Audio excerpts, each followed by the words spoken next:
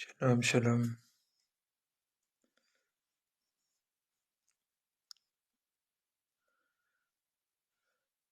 Je vais faire juste les invitations. Shalom, larme. Juste les invitations, comme ça, ceux qui doivent participer, ils participent. Désolé pour le fait que le live arrive tardivement dans la soirée, voire même la nuit, hein, pour certains. Pour certains, c'est encore la journée, hein. Je sais que j'ai des frères qui sont dans des pays où il fait encore, où on est encore en pleine journée. Donc, ce soir, on parle de la Pentecôte.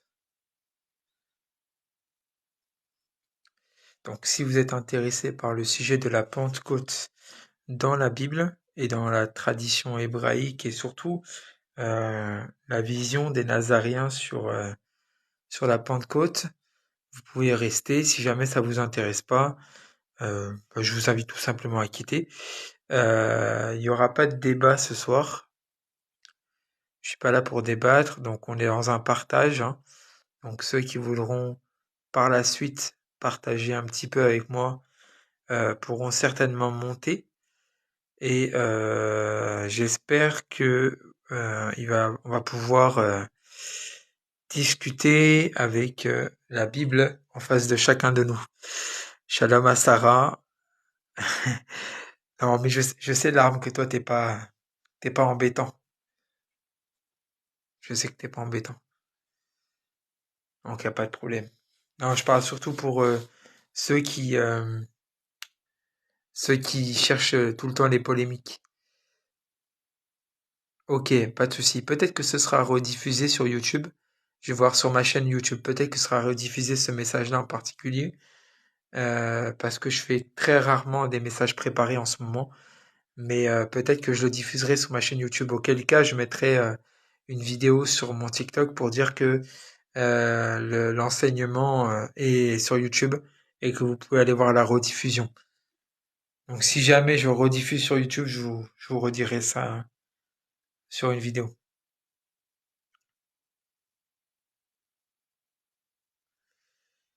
Ouais, il y a des gens, ils sont trop dans la polémique, trop dans le débat. Enfin, voilà, je veux bien qu'il y ait des questions, je veux bien qu'il y ait des interrogations, et puis aussi des personnes qui ne comprennent pas et qui posent réellement des questions. Mais il y en a certains, ils posent des questions, tu sens qu'en fait, ils ont déjà tout leur raisonnement de fait, et ils posent des questions pour essayer de te coincer, et pas pour connaître la pensée de l'autre. Il y en a beaucoup comme ça en ce moment, et surtout sur TikTok, hein. Il y en a beaucoup qui sont dans ce processus-là. Ils posent des questions surtout pour essayer de tendre des pièges. Et on voit ce qui s'est passé même avec Yeshua lorsque, lorsque Yeshua était sur terre. Il y avait beaucoup des pharisiens et des sadducéens qui venaient essayer de tendre des pièges à Yeshua en lui, euh, en lui présentant des situations délicates.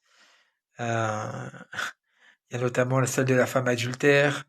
Il y a eu aussi celle où il parlait du fait qu'il y aura au ciel ni homme, ni femme, ni mari, ni femme, hein. Donc du coup, enfin, on a toute cette polémique. Les pharisiens et les sadducéens avaient beaucoup cette vision des choses, voulant piéger Yeshua. Ils sont arrivés sur des choses très complexes et parfois ils se contredisaient eux-mêmes. Mais bon, c'est pas l'objectif là de ce soir. L'objectif de ce soir, c'est de parler de la fête de la Pentecôte. Il faut savoir là, on est dans le processus, on est dans cette, euh, on va dire cette continuité. Il y a eu la fête de Pessah qui est arrivée il y a pas si longtemps que ça encore, hein, il y a 3 semaines. Du coup, on est en plein dans le compte de ce qu'on appelle le Homer. C'est un compte, en fait, on compte 50 jours à partir de Pessah pour tomber sur la fête de la Pentecôte. Donc à partir de Pâques, on va compter 7 fois 7 jours, donc 7 semaines. Et le lendemain de ces 7 fois 7 jours, donc le 50e jour, nous avons ce qu'on appelle Shavuot en hébreu, qui veut dire les semaines, ou alors encore ce qu'on appelle communément chez les chrétiens la fête de la Pentecôte. Pentecôte vient de Penta, Penta qui veut dire 50. Donc du coup, voilà, c'est ça que ça veut dire. Pessah veut dire au-dessus, il y en a qui m'ont dit non. Oui, exactement, en fait, c'est dire passer au-dessus. En fait, Pessah, ça veut dire passer, passer au travers, passer au-dessus. Exactement.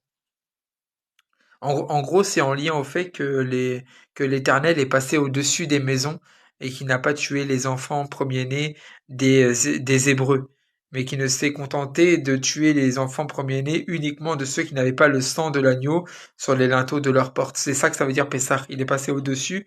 En gros, il n'a pas tué les premiers-nés des Hébreux. Exactement, c'est bien ça, voilà. C'est bien en mémoire de la 10e plaie en particulier, hein. Et d'ailleurs, la fête de Pessah, on la met en lien. Alors les Juifs la fêtent en disant on est sorti d'Égypte et eux-mêmes disent nous sommes sortis d'Égypte. En gros, même s'ils n'étaient pas présents ce jour-là, ils étaient présents en fait dans cette dimension de euh, comment expliquer? Ils étaient là sans être là en fait. Ils étaient là en fait dans la foi. En gros, ils sortent eux aussi d'Égypte. Et l'Égypte en hébreu, il se dit Misraïm. Et Misraïm qui veut dire en fait le pays de l'enfermement. Et d'ailleurs, quand on regarde Misraïm, ça s'écrit avec un même au début et un même à la fin. Et quand tu regardes le même au début, quand tu es utilisé au début de mot, il est toujours ouvert, mais quand tu es utilisé en fin de mot, il est fermé. Le même, la même lettre en fait, le même, est ouvert en début de mot et fermé en fin de mot. Et du coup, ça veut dire qu'en fait, tu peux y rentrer facilement, mais après, tu ne peux pas en ressortir. Il y a que Dieu qui peut déloquer ce même et te faire sortir. Et en fait, ce disloque du même s'appelle Mashiach. Tu vois, le même de Mashiach qui vient en fait pour ouvrir le même et partir en fait vers cette nouvelle dimension. D'ailleurs, Mashiach, quand tu regardes, il s'est écrit avec la fin avec un chet. Et le chet, ce qui est marrant, c'est que le chet, c'est la 8e lettre de l'alphabet hébraïque. Et on circoncie les enfants le 8e jour. Bon, bref, je vais pas aller sur ça parce que ça va être un peu complexe, mais le Mashiach nous libère de Misraïm en cassant ce même final et en ouvrant un nouveau même par le terme Mashiach. Mais bon, on n'est pas ce soir sur Pessah, on est ce soir sur Shavuot, donc la fête de la Pentecôte. Et on va lire quelques textes. J'ai prévu plusieurs textes. Alors pour ceux qui veulent noter, et Shabbat Shalom aussi, oui, c'est ça, Shabbat Shalom, Edi Yeruba, Shabbat Shalom à toi, Shabbat Shalom à tous ceux qui observent le Shabbat, hein. Ceux qui ne l'observent pas, croyez-moi, dans le Shabbat, il y a beaucoup de bénédictions, beaucoup de brachot. Donc, continuez votre évolution et cherchez la vérité. Du coup, ce soir, on a pas mal de petites lectures. Alors, c'est des toutes petites lectures. On va commencer du coup euh, par la lecture première, hein, parce que il faut savoir une chose, c'est que la Pentecôte, elle existe dans la Torah, hein. Même si les chrétiens, malheureusement, ils cherchent en fait à s'approprier malheureusement toutes les fêtes et vont en fait avoir une sorte de possessivité. Ils vont dire Pâques, enfin ils vont changer la Pâques en les Pâques avec un S. Ils vont dire la Pentecôte c'est la descente du Saint-Esprit, mais avant la descente du Saint-Esprit, la Pentecôte c'est déjà quelque chose, hein, et c'est ce qu'on va voir. Donc nos lectures de ce soir, on va commencer d'abord par le Lévitique 23. Il faut savoir que le Lévitique 23 c'est vraiment le résumé des fêtes de l'Éternel, hein. Donc on va passer uniquement sur la partie sur la Pentecôte et pas les autres parties. Vous pourrez lire tout Lévitique 23 chez vous, donc ça il n'y a pas de souci. Par la suite, après on lira Jean 16 verset à partir du verset 13 on parlera justement du consolateur. Je vois que c'est un débat beaucoup qui existe entre les musulmans et les chrétiens aujourd'hui, le débat sur le consolateur. Donc on va partir sur Jean 16, 13. Euh, et par la suite, on parlera d'Ézéchiel 36. On ira ensuite dans les Actes des Apôtres, chapitre 2. Et pour terminer, on parlera de 2 Corinthiens, chapitre 3. Voilà. Donc je répète, Lévitique 23, Jean 16, Ézéchiel 36, Acte 2 et 2 Corinthiens. 2 Corinthiens 3. Voilà, ça c'est notre plan de lecture pour ce soir, pour parler justement de cette fête de Shavuot, de cette fête de la Pentecôte. Ok? Donc Baruch Adonai, Leolam Amen Ve'Amen. On va parler justement de cette dimension de la Pentecôte et de savoir qu'est-ce que c'est exactement et pourquoi c'est important de connaître ce que c'est que la Pentecôte et de voir en fait quel est le lien entre la Pentecôte juive et la Pentecôte chrétienne. D'accord? Donc shalom à tous ceux qui arrivent, shalom LBV, shalom à tous ceux qui débarquent. Hein. Et ce soir, comme je vous ai dit, on parle de la Pentecôte. Allez, Razak ou Baruch, j'espère on va passer un bon moment ensemble. Durant le temps où je fais pas mon cours, hein, parce que je suis pas là pour enseigner qui que ce soit, je suis là juste pour faire un partage. Donc durant le temps où je suis en train de parler, on essaye d'éviter le plus de questions possible. De toute façon, je ne pourrai pas répondre à vos questions de manière directe. Je ferai des pauses durant les moments où je serai en train de parler pour ouvrir aux questions. On verra les choses en deux temps. Donc, comme je vous ai dit, le premier temps, ce sera Lévitique 23. On parlera aussi de Jean 16 et de Ézéchiel 36. D'accord? Et ensuite, dans un second temps, on verra Acte 2 et 2 Corinthiens 3. D'accord? Donc ça, c'est notre plan de lecture. Donc on aura trois passages dans la première partie et deux passages dans la seconde partie, Be'ezrat Hashem. Ok. Donc, on va commencer notre lecture par Lévitique 23. Donc, si vous avez vos Bibles, Baruch Hashem, hein, j'espère en tout cas. Si vous avez vos Bibles, vous pouvez les ouvrir au chapitre 23 du livre de Lévitique, donc Vaïkra en hébreu. Et si vous n'avez pas de Bible, vous allez chercher sur Internet éventuellement. Et si jamais vous ne pouvez ni chercher sur Internet, ni vous avez vos Bibles, vous pouvez toujours écouter ce que je suis en train de dire en espérant que je ne dis pas de bêtises. Et de toute façon, je pense que si je dis une bêtise, il y aura toujours quelqu'un dans le live qui mettra un petit commentaire en disant «Ah, Ellie, là, tu t'es trompé». Mais je pense que je me trompe pas. Et ce soir, la Bible que je vais utiliser, la version de Bible, parce que je sais qu'il y a plusieurs versions, même si le message reste le même, mais je tiens quand même à vous donner la version de la Bible que je vais utiliser ce soir pour pas que vous soyez déboussolés. La version que j'utilise ce soir, c'est la Bible juive complète de David Stern. D'accord?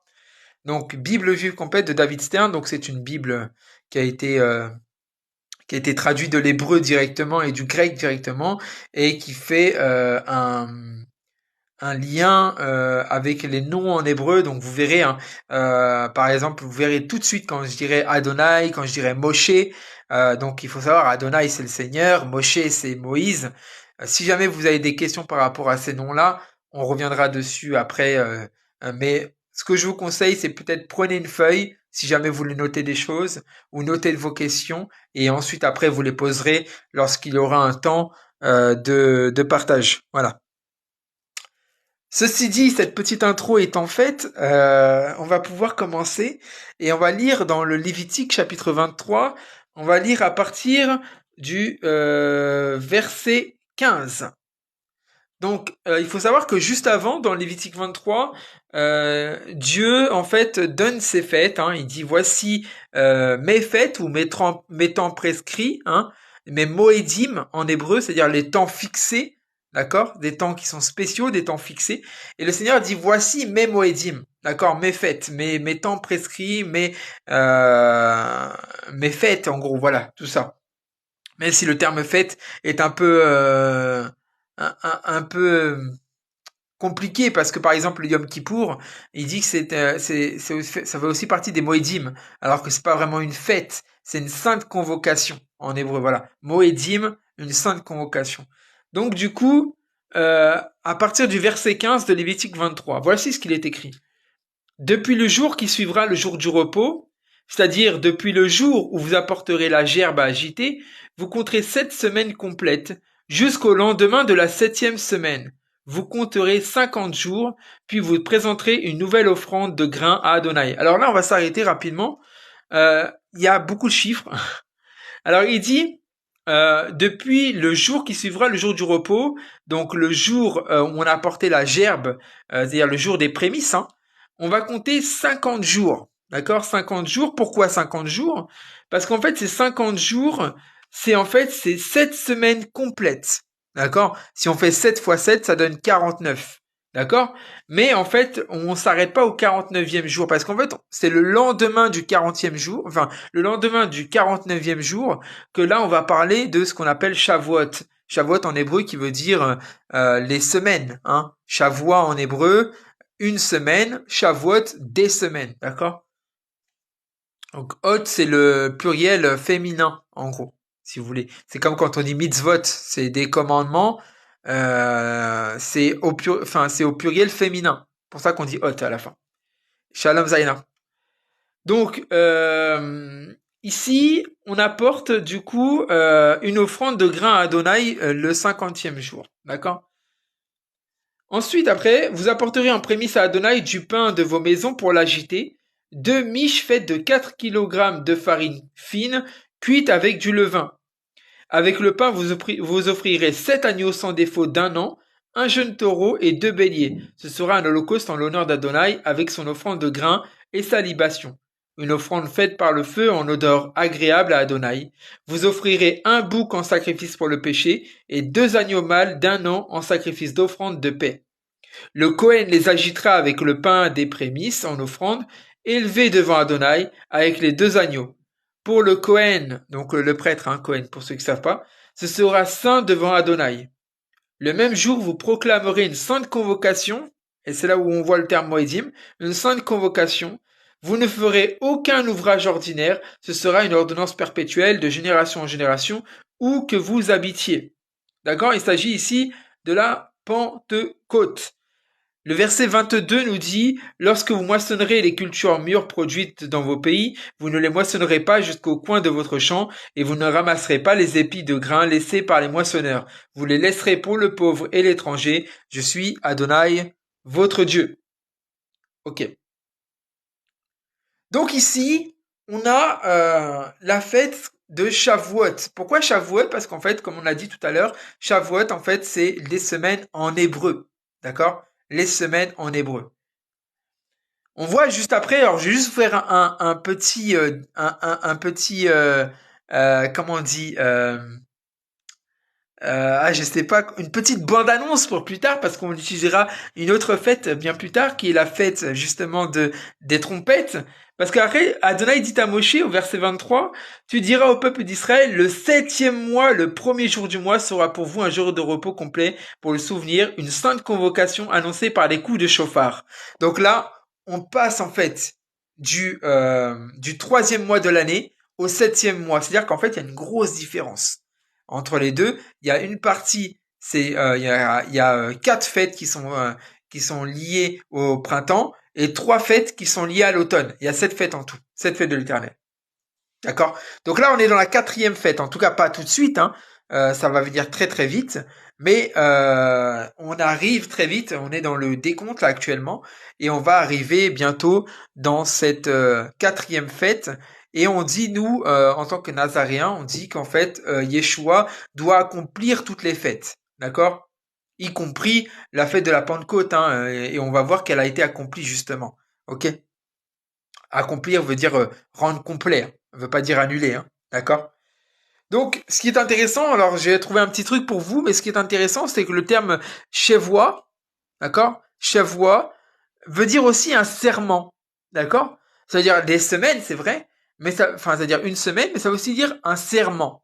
Qu'est-ce qu'un serment? Un serment, c'est une parole qui a été donnée et qui est inviolable, d'accord? Quand on fait un serment, en gros, on jure de quelque chose, d'accord? Donc, on peut voir que chevois, en fait, c'est comme un serment, ok? Donc, les Juifs fêtent Shavuot. Et vous savez à quoi fait référence Shavuot, en fait, pour les Juifs? Pour les Juifs, Shavuot, il fait référence à une chose. C'est-à-dire, il fait référence au don de la Torah. C'est-à-dire que lorsque Moïse a traversé le désert avec les Hébreux, à un moment donné, il s'est arrêté au mont Sinaï et il a reçu les lois. D'accord? Et en fait, il s'agissait de la fête de Shavuot. C'est le jour de Shavuot, le jour de la Pentecôte, que Moïse a reçu la Torah. D'accord? Le jour de Shavuot, le jour de la Pentecôte, Moïse a reçu la Torah. Sur des tables de pierre, bien sûr. Hein. Notre deuxième lecture, on va aller dans le livre du prophète Ézéchiel. Alors, comme je change de Bible à chaque fois, euh, les livres ne sont pas forcément au même emplacement. J'ai toujours du mal à me dire est-ce que c'est avant, après. J'espère que je suis sur la bonne direction, sinon on va prendre un peu plus de temps. Ouais, c'est bon. Alors, avant ce jour-là, ça avait quelle signification? Avant le jour du don de la Torah?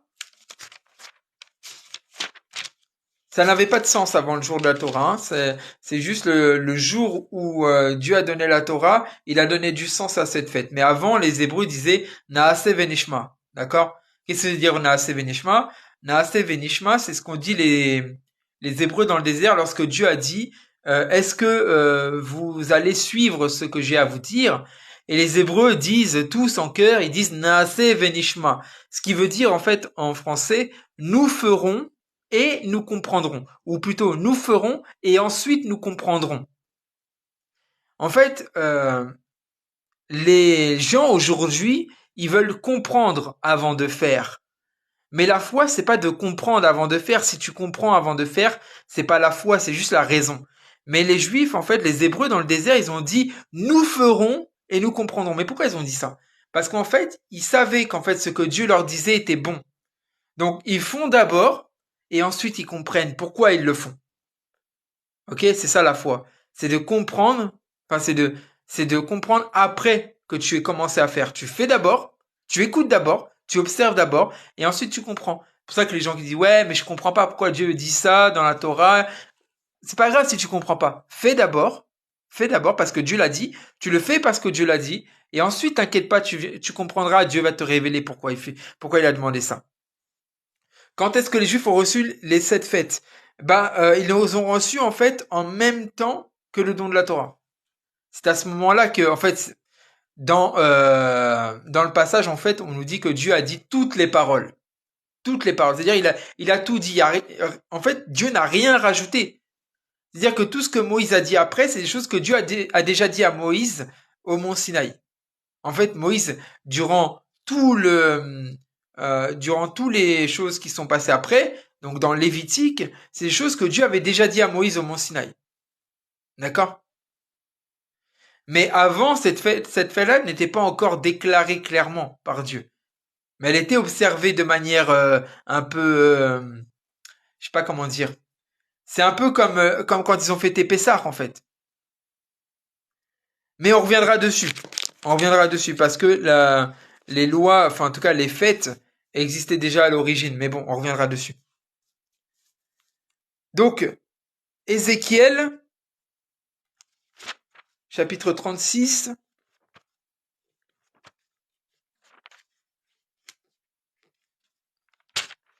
Ézéchiel 36, et on va lire à partir du verset 25. Ézéchiel 36 à partir du verset 25. Alors je vous aspergerai d'une eau pure, et vous serez purs. Je vous purifierai de toutes vos impuretés et de toutes vos idoles. Ça, c'est Dieu qui parle, hein? Dieu qui parle. Je vous donnerai un nouveau cœur et je mettrai en vous un esprit nouveau. Ça devrait normalement vous rappeler pour ceux qui sont chrétiens et les Nazaréens aussi qui sont sur le live, parce que je sais qu'il y a des Nazaréens. Ça devrait vous rappeler la prophétie de la nouvelle alliance. Je vous donnerai un nouveau cœur et je mettrai en vous un esprit nouveau. J'ôterai le cœur de pierre de votre chair et je vous donnerai un cœur de chair. Ok? Donc un cœur capable d'aimer. Hein. Verset 27. Je mettrai mon esprit en vous. Écoutez bien. Je mettrai mon esprit en vous et je vous ferai vivre selon mes lois. Je vous ferai respecter mes ordonnances et leur obéir. Ok? Donc ça, c'est ce qui est marqué dans Ézéchiel chapitre 36 à partir du verset 25 jusqu'au verset 27. Ok? Vous allez voir comment c'est fabuleux parce que on va aller maintenant dans Jean chapitre 16. Vous entendez les pages certainement. J'ai une Bible avec des pages. J'ai pas la Bible sur tablette ou quoi que ce soit. Jean chapitre 16, à partir du verset 12. Donc Jean chapitre 16, à partir du verset 12, voici ce qu'il est écrit. J'ai encore beaucoup de choses à vous dire. C'est Yeshua qui est en train de parler. Hein. J'ai encore beaucoup de choses à vous dire. Mais vous ne pouvez pas les supporter maintenant. Cependant, quand viendra l'esprit de vérité, pardon, il vous guidera dans toute la vérité, car il ne parlera pas de lui-même, mais il dira ce qu'il a entendu. Il vous annoncera aussi des événements qui doivent arriver dans le futur. Ok? On a vu que cet esprit de vérité va nous conduire dans la vérité. Hein. Et il va ne pas parler de lui-même, mais il va parler, en fait, il va dire tout ce qu'il a entendu du Père et du Fils. D'accord? Donc là, on voit que cet esprit de vérité, en fait, c'est aussi l'esprit qui est décrit dans Ézéchiel 36, qui est censé nous conduire à l'obéissance de la Torah. Ok? Donc jusque-là, on a compris une chose. Alors la première chose qu'on a compris, c'est que la Pentecôte, c'est le don de la Torah. Deuxième chose qu'on a compris, c'est que la Pentecôte, c'est aussi comme un serment que Dieu a fait. On a compris aussi que le jour de la Pentecôte, euh, c'est un jour spécial que Dieu a décrété depuis, enfin en tout cas qui a été décrété depuis Moïse, mais qui existait aussi avant, hein, mais ça on le verra bien plus tard. Et on voit enfin, on commence à apercevoir que ce qui est donné le jour de la Pentecôte, et ça les chrétiens le savent, et on va le voir juste après, c'est que en fait cette chose qui a été donnée, c'est l'Esprit de Dieu. Ok?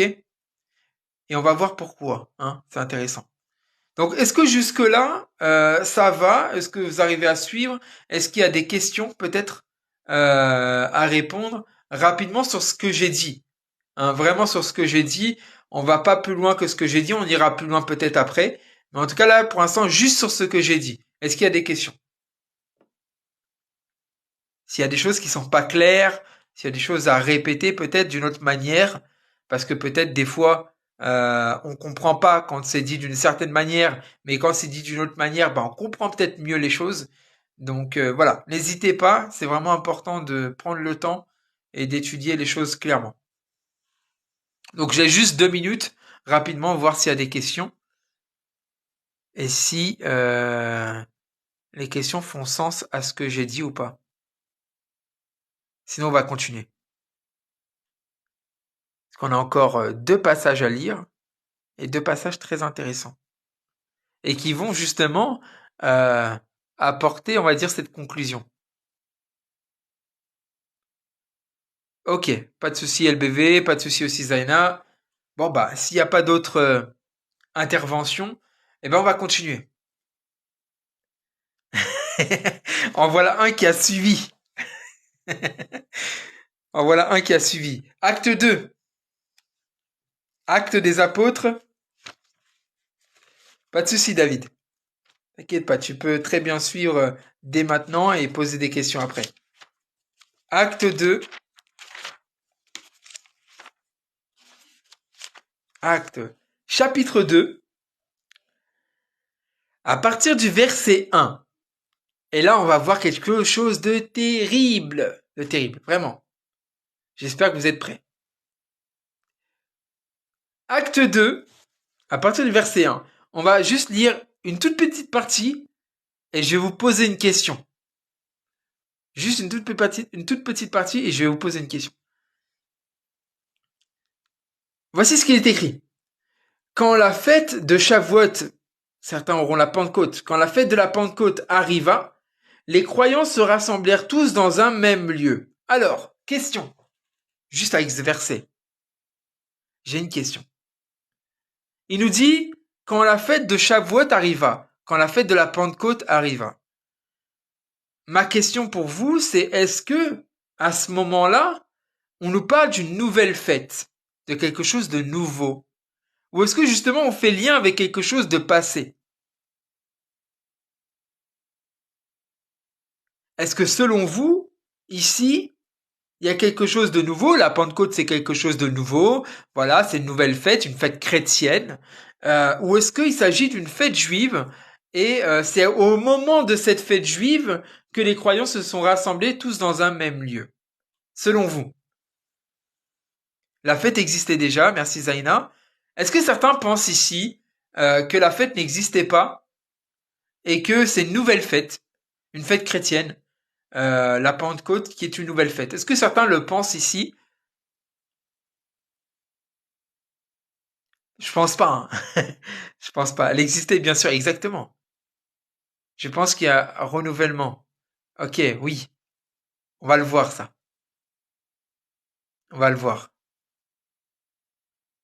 Shalom Frana et Shabbat Shalom à toi. Ouais, j'ai des belles réponses, hein. Franchement, il y a que sur mon live. Il y a que sur mon live que je vois des commentaires aussi perspicaces que ça. Et je vous en remercie parce que on est peu nombreux. Mais même si on est peu nombreux, je trouve quand même qu'on a des gens de qualité. Vous êtes des personnes de qualité et vous avez un bon cœur et vous raisonnez bien. Et ça, c'est important. C'est-à-dire que on peut avoir 15 000 personnes sur son live, mais des gens qui disent des bêtises. D'accord? Moi, j'ai 7 personnes et 7 personnes euh, qui sont perspicaces et qui aiment apprendre et qui ont envie d'avancer, qui ont envie de connaître la vérité. Et ça, je trouve ça très très beau. Merci en tout cas à vous. Voilà. Rien de la loi ne change ni les faits ni les lois. Amen. Amen. Merci Sarah.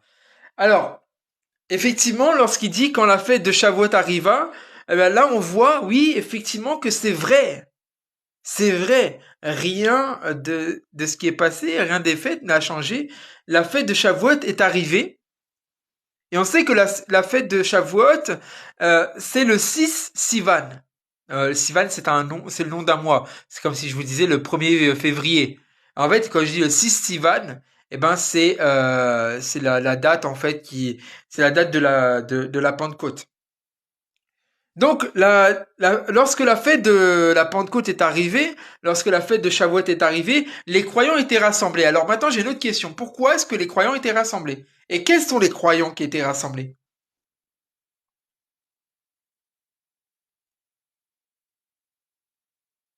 Il y a deux manières de voir ce texte.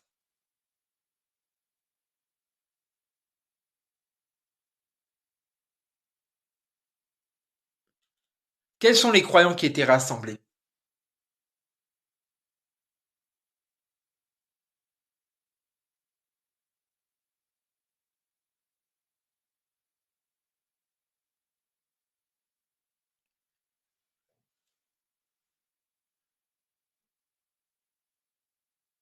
J'aime bien avoir de l'interactivité, vous savez pourquoi?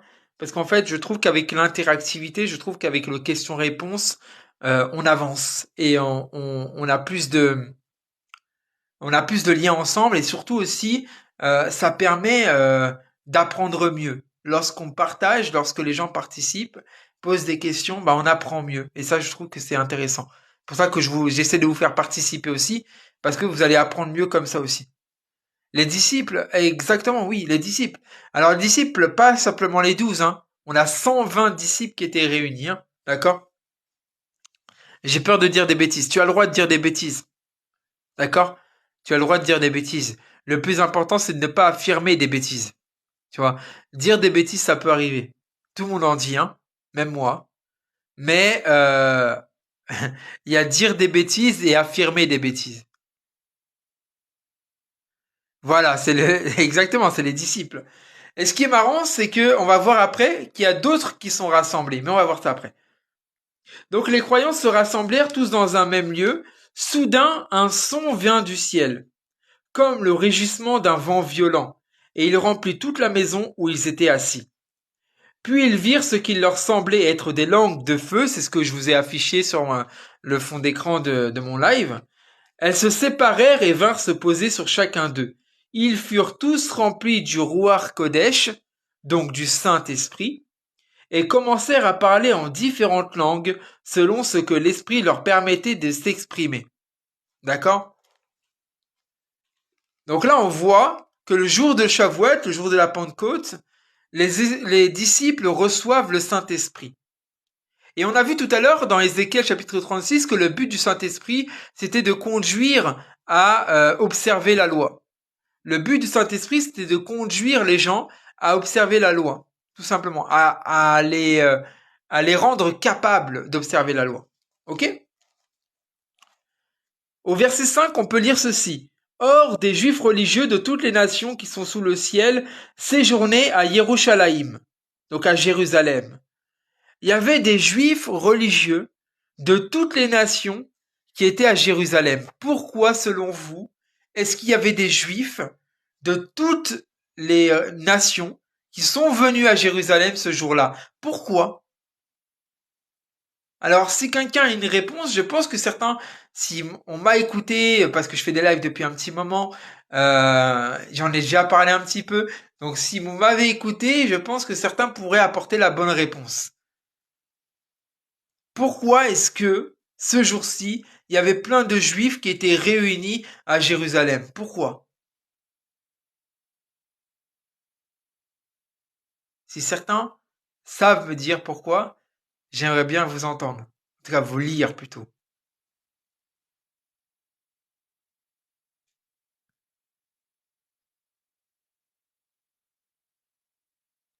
Pour voir ce qu'ils ont entendu.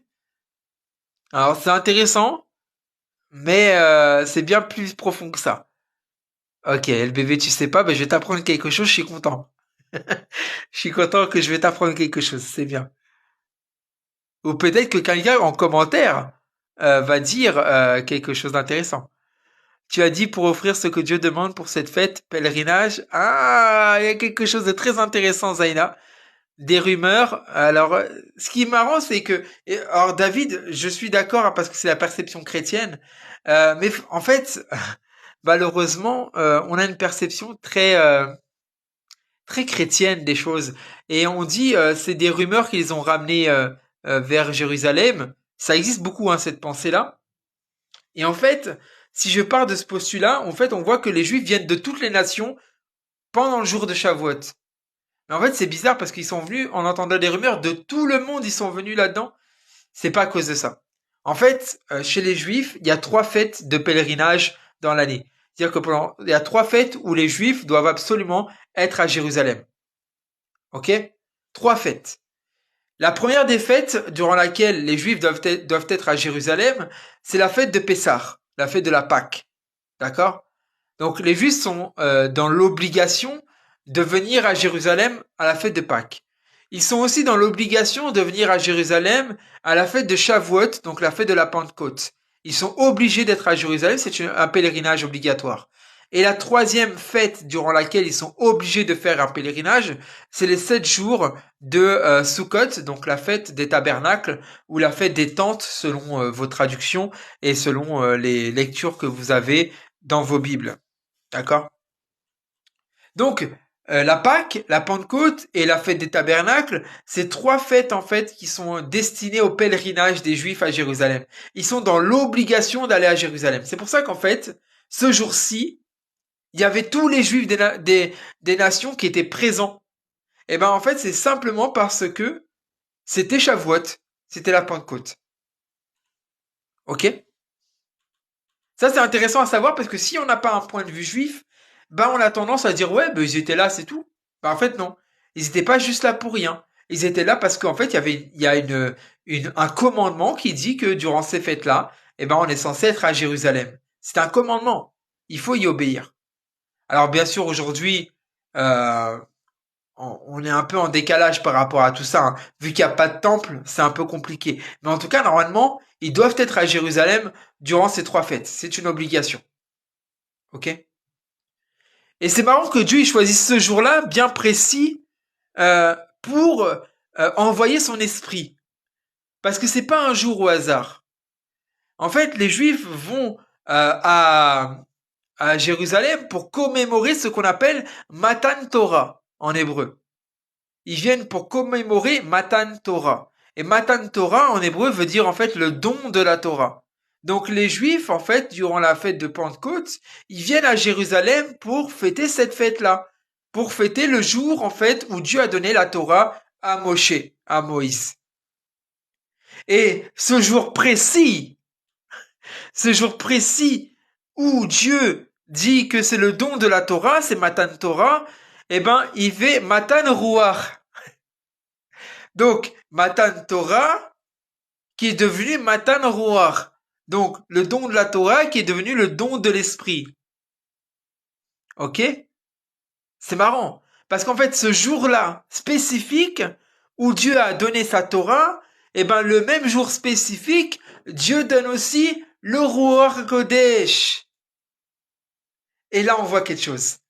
Et là, on commence à rentrer dans quelque chose de bien plus profond que ce qu'on dit aujourd'hui, malheureusement, dans les églises, qui est très en survol et qui dit le Pentecôte, c'est le don de l'Esprit Saint.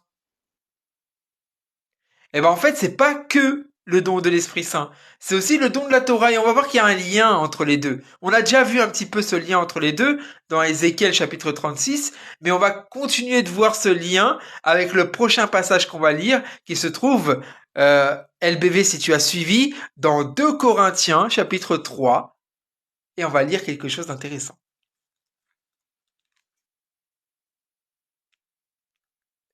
Merci Zaina.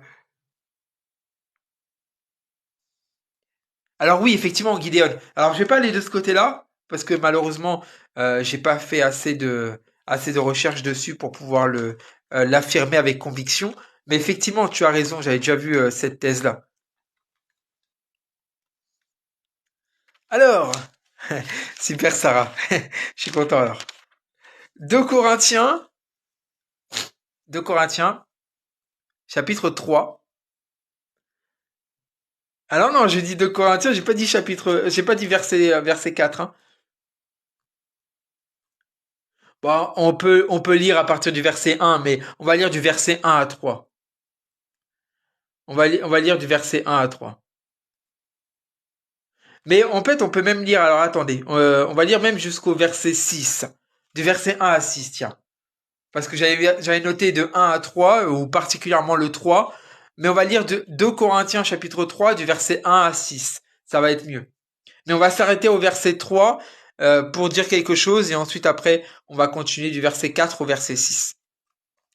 Donc 2 Corinthiens chapitre 3, à partir du verset 1. Recommençons-nous à nous recommander nous-mêmes, ou avons-nous besoin, comme certains, de lettres de recommandation pour vous ou de votre part? C'est vous qui êtes notre lettre de recommandation, écrite dans nos cœurs, connue et lue de tous les hommes. Vous avez fait clairement comprendre que vous êtes une lettre du Messie.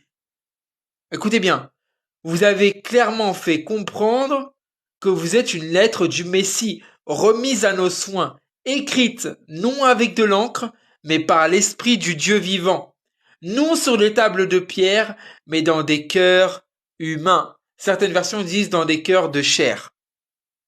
Donc on voit, rappelez-vous, je vais relire rapidement Ézéchiel, rappelez-vous, on va mettre ça en lien. Il est important de faire du lien avec la Torah, parce que c'est aussi notre livre. Il est important de faire du lien parce que la Torah nous dit, enfin la Tanakh, hein, surtout le parti des Nevi'im, donc des prophètes, dans Ézéchiel 36, il dit, je vous donnerai un nouveau cœur et je mettrai en vous un esprit nouveau. J'ôterai le cœur de pierre de votre chair et je vous donnerai un cœur de chair.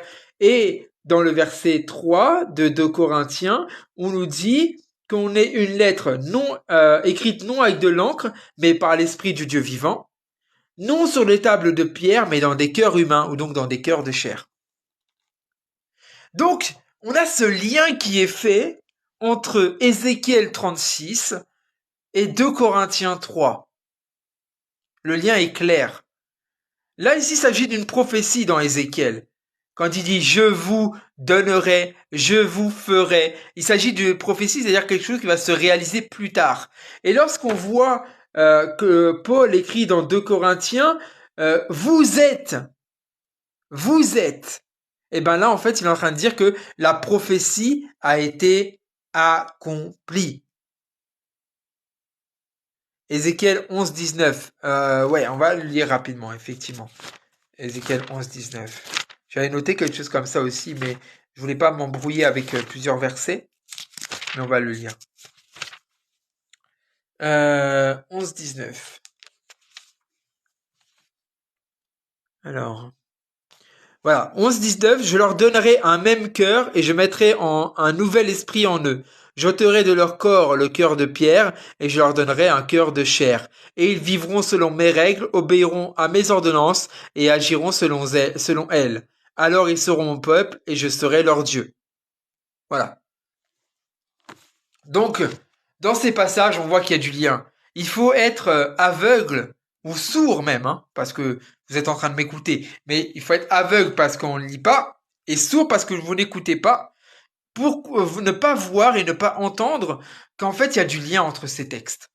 Même si certains diront oui, mais c'est faux, mais en tout cas il y a du lien. On ne peut pas dire qu'il n'y a pas de lien. Il y a un lien qui est fait. Maintenant, est-ce que le lien est vrai ou pas? Ça va dépendre de notre foi à chacun. Mais en tout cas, il y a un lien qui est fait. D'accord? Effectivement, ma parole ne revient pas à moi sans avoir fait son effet. Effectivement, la parole de Dieu, elle s'accomplit. Donc, on voit dans 2 Corinthiens chapitre 3 verset 3 que en fait, maintenant les lois, elles sont gravées sur des cœurs de chair. Mais c'est quelles lois qui sont gravées sur les cœurs de chair?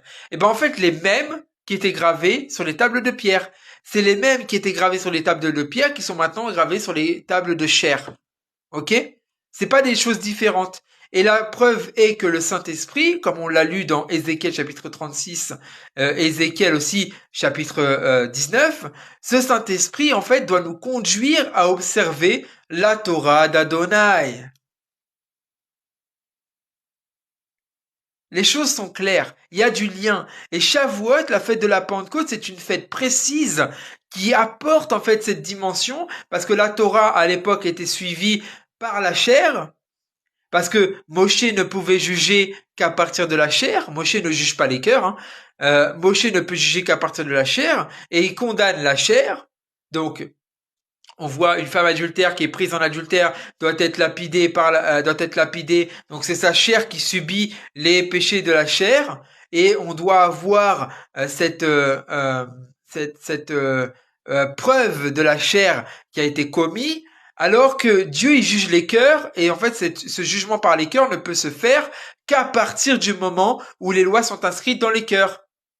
Parce que si la loi est inscrite sur des tables physiques, alors elles ne peuvent trouver un jugement que physiquement. Alors que si elles sont inscrites sur des tables de cœur, sur les cœurs dans les chairs, alors à ce moment-là, elle peut trouver un jugement éternel.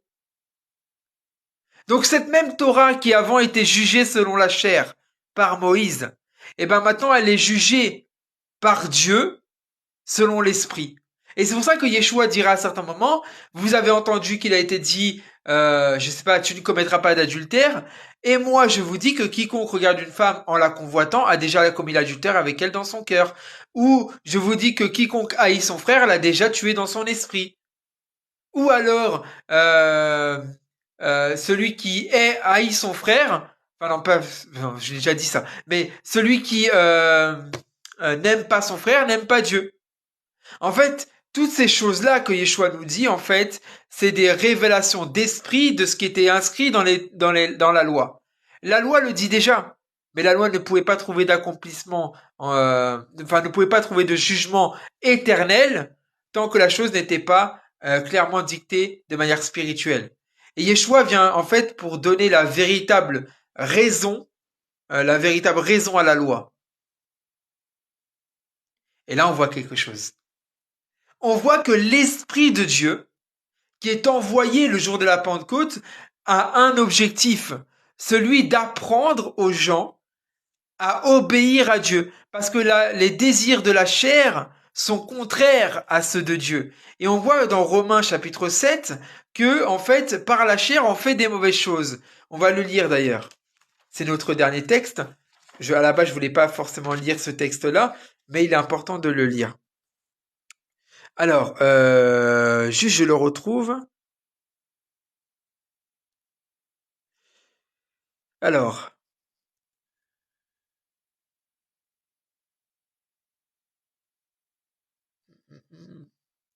alors, écoutez bien. Romains 7, verset 14. Car nous savons que la Torah est de l'esprit. Donc nous savons que la loi, elle est de l'esprit. Donc ceux qui ont dit oui, la loi c'est de la chair, voilà. On sait que la loi, elle est de l'esprit. Mais moi, je suis lié à ma vieille nature. Donc là, il est en train de faire une opposition entre la loi qui est de l'esprit et nous qui sommes liés à notre vieille nature. Vendu comme esclave au péché. Je ne comprends pas ma manière de me comporter. Ce que je veux faire, c'est-à-dire obéir à la loi, je ne le fais pas. Et ce que je hais, c'est-à-dire la loi, enfin les choses que la loi nous dicte, enfin plutôt ce que la loi du péché nous dicte de faire, je le fais. En gros, je fais des péchés, ce que je ne veux pas faire, c'est-à-dire je désobéis à la loi alors que je ne veux pas, mais je n'obéis pas à Dieu par sa Torah. Or, si je fais ce que je ne veux pas faire, écoutez bien, Paul est compliqué, hein. Paul est compliqué. Si je fais ce que je ne veux pas faire, on s'arrête là. Si je fais ce que je ne veux pas faire, je reconnais que la Torah est bonne. Donc là, il est en train de dire qu'en fait, ce qu'il veut faire, c'est la Torah. Donc, si je fais ce que je ne veux pas faire, je reconnais que la Torah est bonne.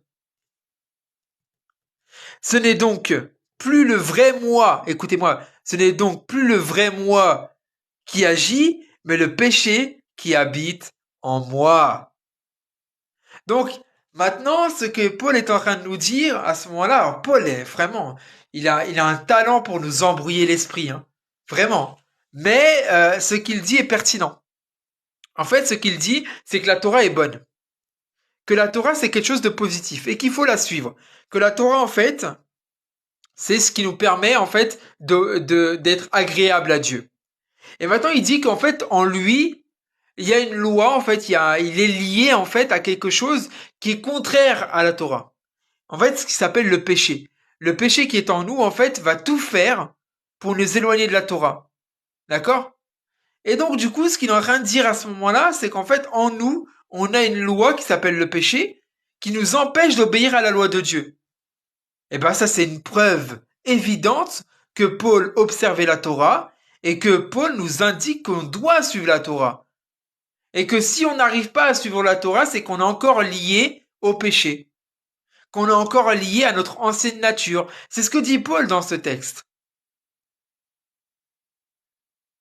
Si on comprend pas Paul, qu'on le lit rapidement et qu'on commence à tordre le sens de ce qu'il dit comme celui des autres écritures, comme dira Pierre dans sa deuxième épître au chapitre 3 verset 16, si on commence à tordre ce qu'il dit, eh ben on va arriver à un moment donné à faire dire à Paul des choses qu'il n'a pas dites.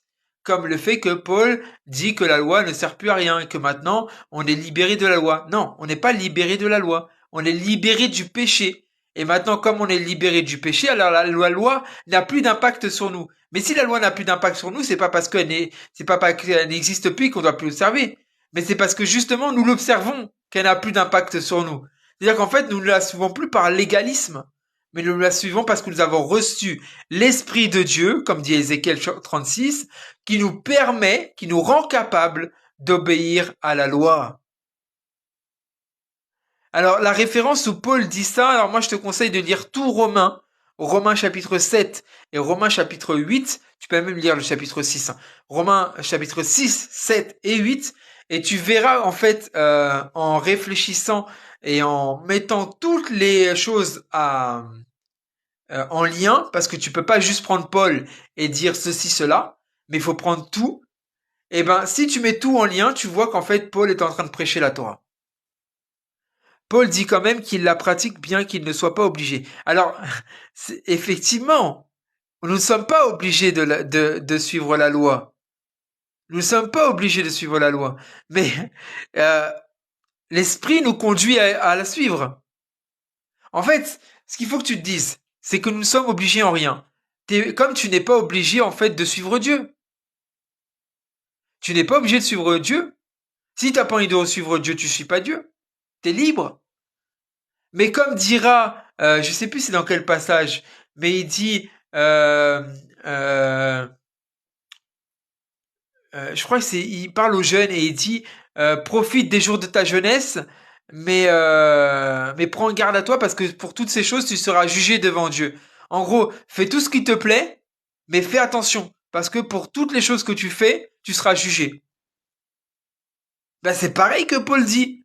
Paul il dit t'es pas obligé, mais il dit pas t'es pas obligé et tu vas aller vers Dieu. Non, si tu vas aller vers Dieu, eh ben il faut écouter son esprit. Il faut écouter l'esprit de Dieu. Et l'esprit de Dieu, comme on l'a vu, il conduit à observer la Torah. Peux-tu parler de ce passage de 1 Corinthiens? Alors lequel? Parce que 1 Corinthiens c'est grand, hein. Alors, nous faisons ce qui plaît à Dieu. Lorsque nous faisons, effectivement, plus nous faisons ce qui plaît à Dieu, plus on laisse plus place au péché. Exactement. Merci, merci Sarah. Dans ce passage, il dit qu'il le fait pour gagner ceux qui se mettent sous la loi. Alors ah non, ça c'est autre chose. Il se met sous la loi avec ceux qui sont sous la loi et il se met, enfin, il n'est pas sous la loi avec ceux qui ne sont pas sous la loi. On va parler de ça rapidement. On lit Ecclésiaste parce que LBV c'est moi, c'est ma Bible. Ecclésiaste. Alors,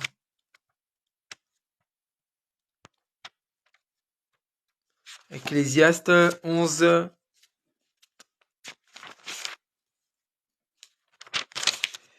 Ecclésiaste 11.9. Voilà. Jeune personne, si tu ne passes ta jeunesse qu'à t'amuser, si tu n'emploies tes premières années qu'à te divertir, si tu suis ton cœur alors que tu vis ta vie et que et que tu laisses tes yeux te guider, sache que pour toutes ces choses, Dieu t'amènera en jugement. Ok? Alors, en fait, pour bien comprendre Paul, il faut lire tout Romain, car ce n'est qu'une seule lettre. Exactement, ouais, c'est qu'une seule lettre. Mais c'est comme quand on lit toutes les lettres, hein, c'est vraiment, il faut tout lire. Parce qu'on peut pas lire un chapitre après un chapitre ou un verset après un verset. D'ailleurs, quand on regarde la fin du chapitre 7 et le début du chapitre 8, on peut voir qu'il y a un lien et que c'est une continuité, quoi. Alors, 1 Corinthiens 9, 19. 1 Corinthiens 9, 19.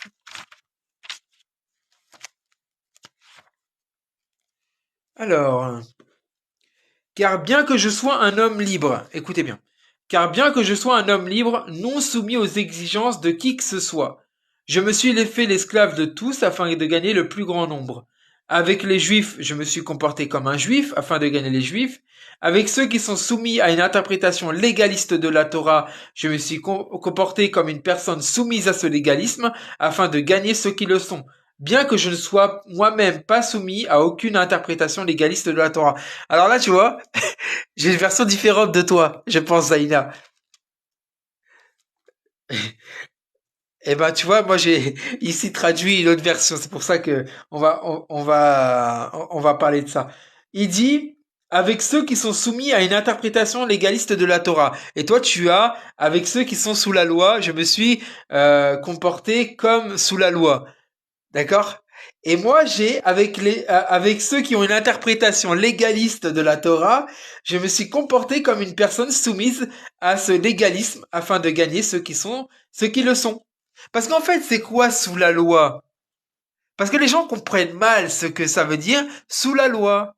Sous la loi, ça veut pas dire observer la Torah. Ça, c'est faux. Faut que vous retirez en fait ça de la tête.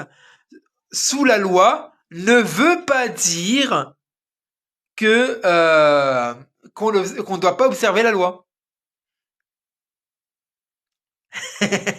Exactement, ça va aider. Mais justement, la pluralité des traductions nous permet d'avoir une meilleure compréhension. D'accord? Donc, être sous la loi, et c'est pour ça qu'en fait David Stern, qui a traduit cette Bible, a pris en compte la culture juive dans sa traduction. Alors que lorsqu'on regarde Louis II, lorsqu'on regarde Summer, lorsqu'on regarde Darby, excusez-moi, lorsqu'on regarde Martin, lorsqu'on regarde la King James, lorsqu'on regarde toutes les Bibles qui existent, ils vont tous traduire avec ceux qui sont sous la loi. Je me suis fait sous la loi, alors que je ne suis pas sous la loi. Mais en fait, ils comprennent mal ce que ça veut dire sous la loi. Alors que David Stern, qui lui va traduire la Bible avec toute la culture juive qu'il y a derrière, parce que Paul, il parle à des juifs à ce moment-là, il faut savoir les choses. Hein. Donc quand il parle à des juifs, il est en train de dire les choses clairement avec ceux qui sont légalistes de la Torah. Je me suis moi aussi fait légaliste de la Torah. Donc David Stern en fait va prendre l'expression sous la loi telle que traduite euh, dans les euh, dans les traditions juives, qui veut dire en fait avoir une pratique rigoureuse. Voilà. Et bah oui David, bien sûr. Tu peux pas traduire sans prendre en compte le contexte. Si tu traduis un texte sans prendre en compte le contexte, tu risques de dire des bêtises. Lorsqu'on traduit un texte, il y a tout un travail, ce qu'on appelle l'herméneutique, tout un travail en fait de remise en contexte pour pouvoir traduire les choses au mieux. Et c'est comme le terme œuvre de la loi.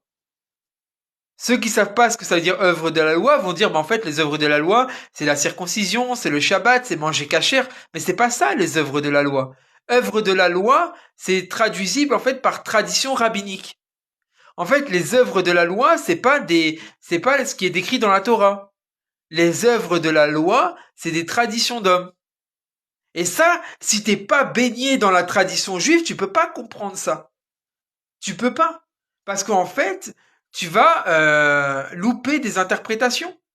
Et tu vas faire des bêtises. Ok, Gideon. Ok. Bon Avdallah à toi. Razak.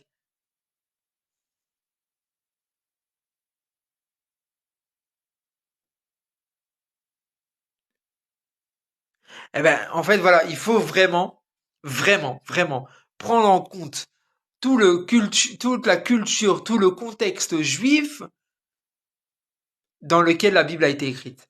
La Bible a été écrite par des juifs, enfin, en tout cas par des Israélites, des personnes qui parlaient hébreu ou araméen. Paul, Shaoul, qui est un élève du Rav Gamaliel. Attendez, c'est pas n'importe qui. D'accord? Gamaliel, c'est pas n'importe qui. Et Paul est un disciple de ce Rav. Et en tant que disciple de ce Rav, il a une manière, la manière de parler. Oh là là. Oui. Pardon, Gideon. C'est quoi ta Bible? Bah moi, comme je l'ai dit, la Bible juive complète de David Stern. Le principal, ce sont les commandements plus celui de plus de Jésus. Alors Jésus n'a pas apporté de commandement en plus. Hein. Attention, tu aimeras ton prochain comme toi-même n'est pas un commandement en plus.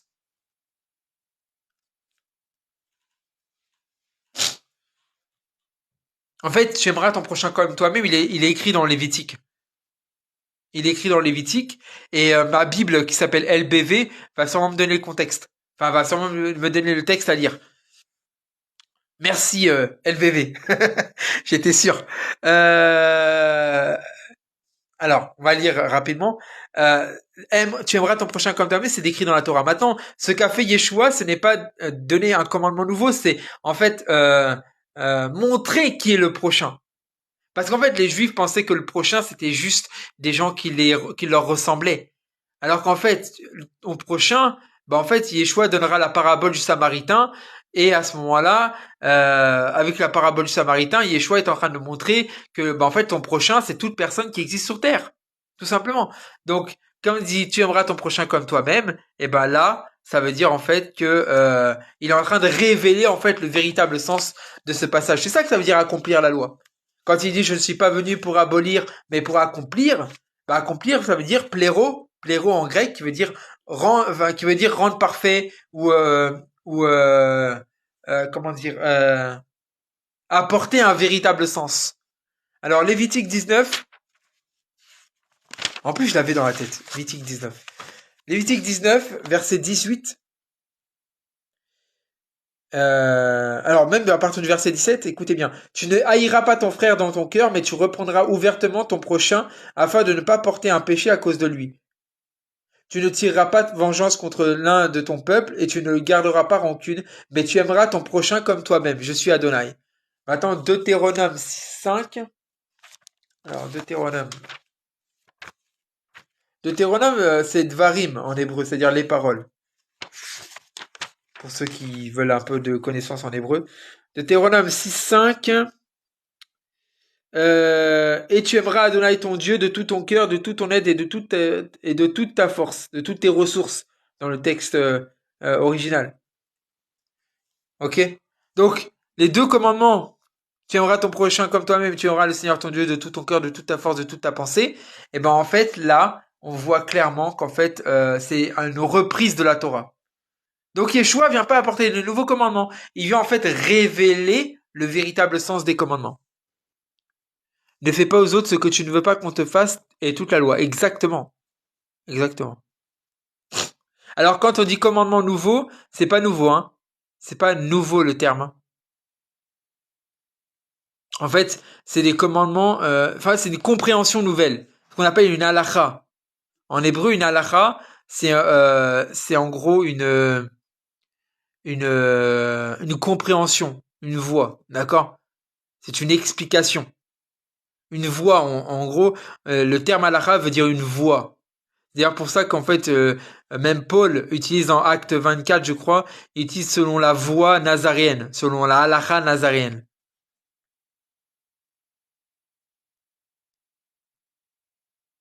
Donc en fait, c'est une halakha, c'est-à-dire c'est une nouvelle compréhension.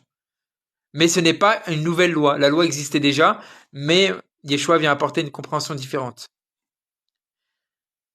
J'ai quelque chose à vous dire, mais avant tout, on va terminer sur ça.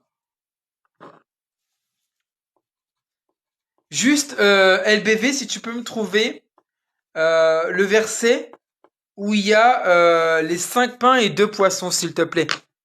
Si tu peux me le trouver, les 5 pains et les 2 poissons. Merci. Euh, Est-ce qu'il y a des questions par rapport à Shavuot?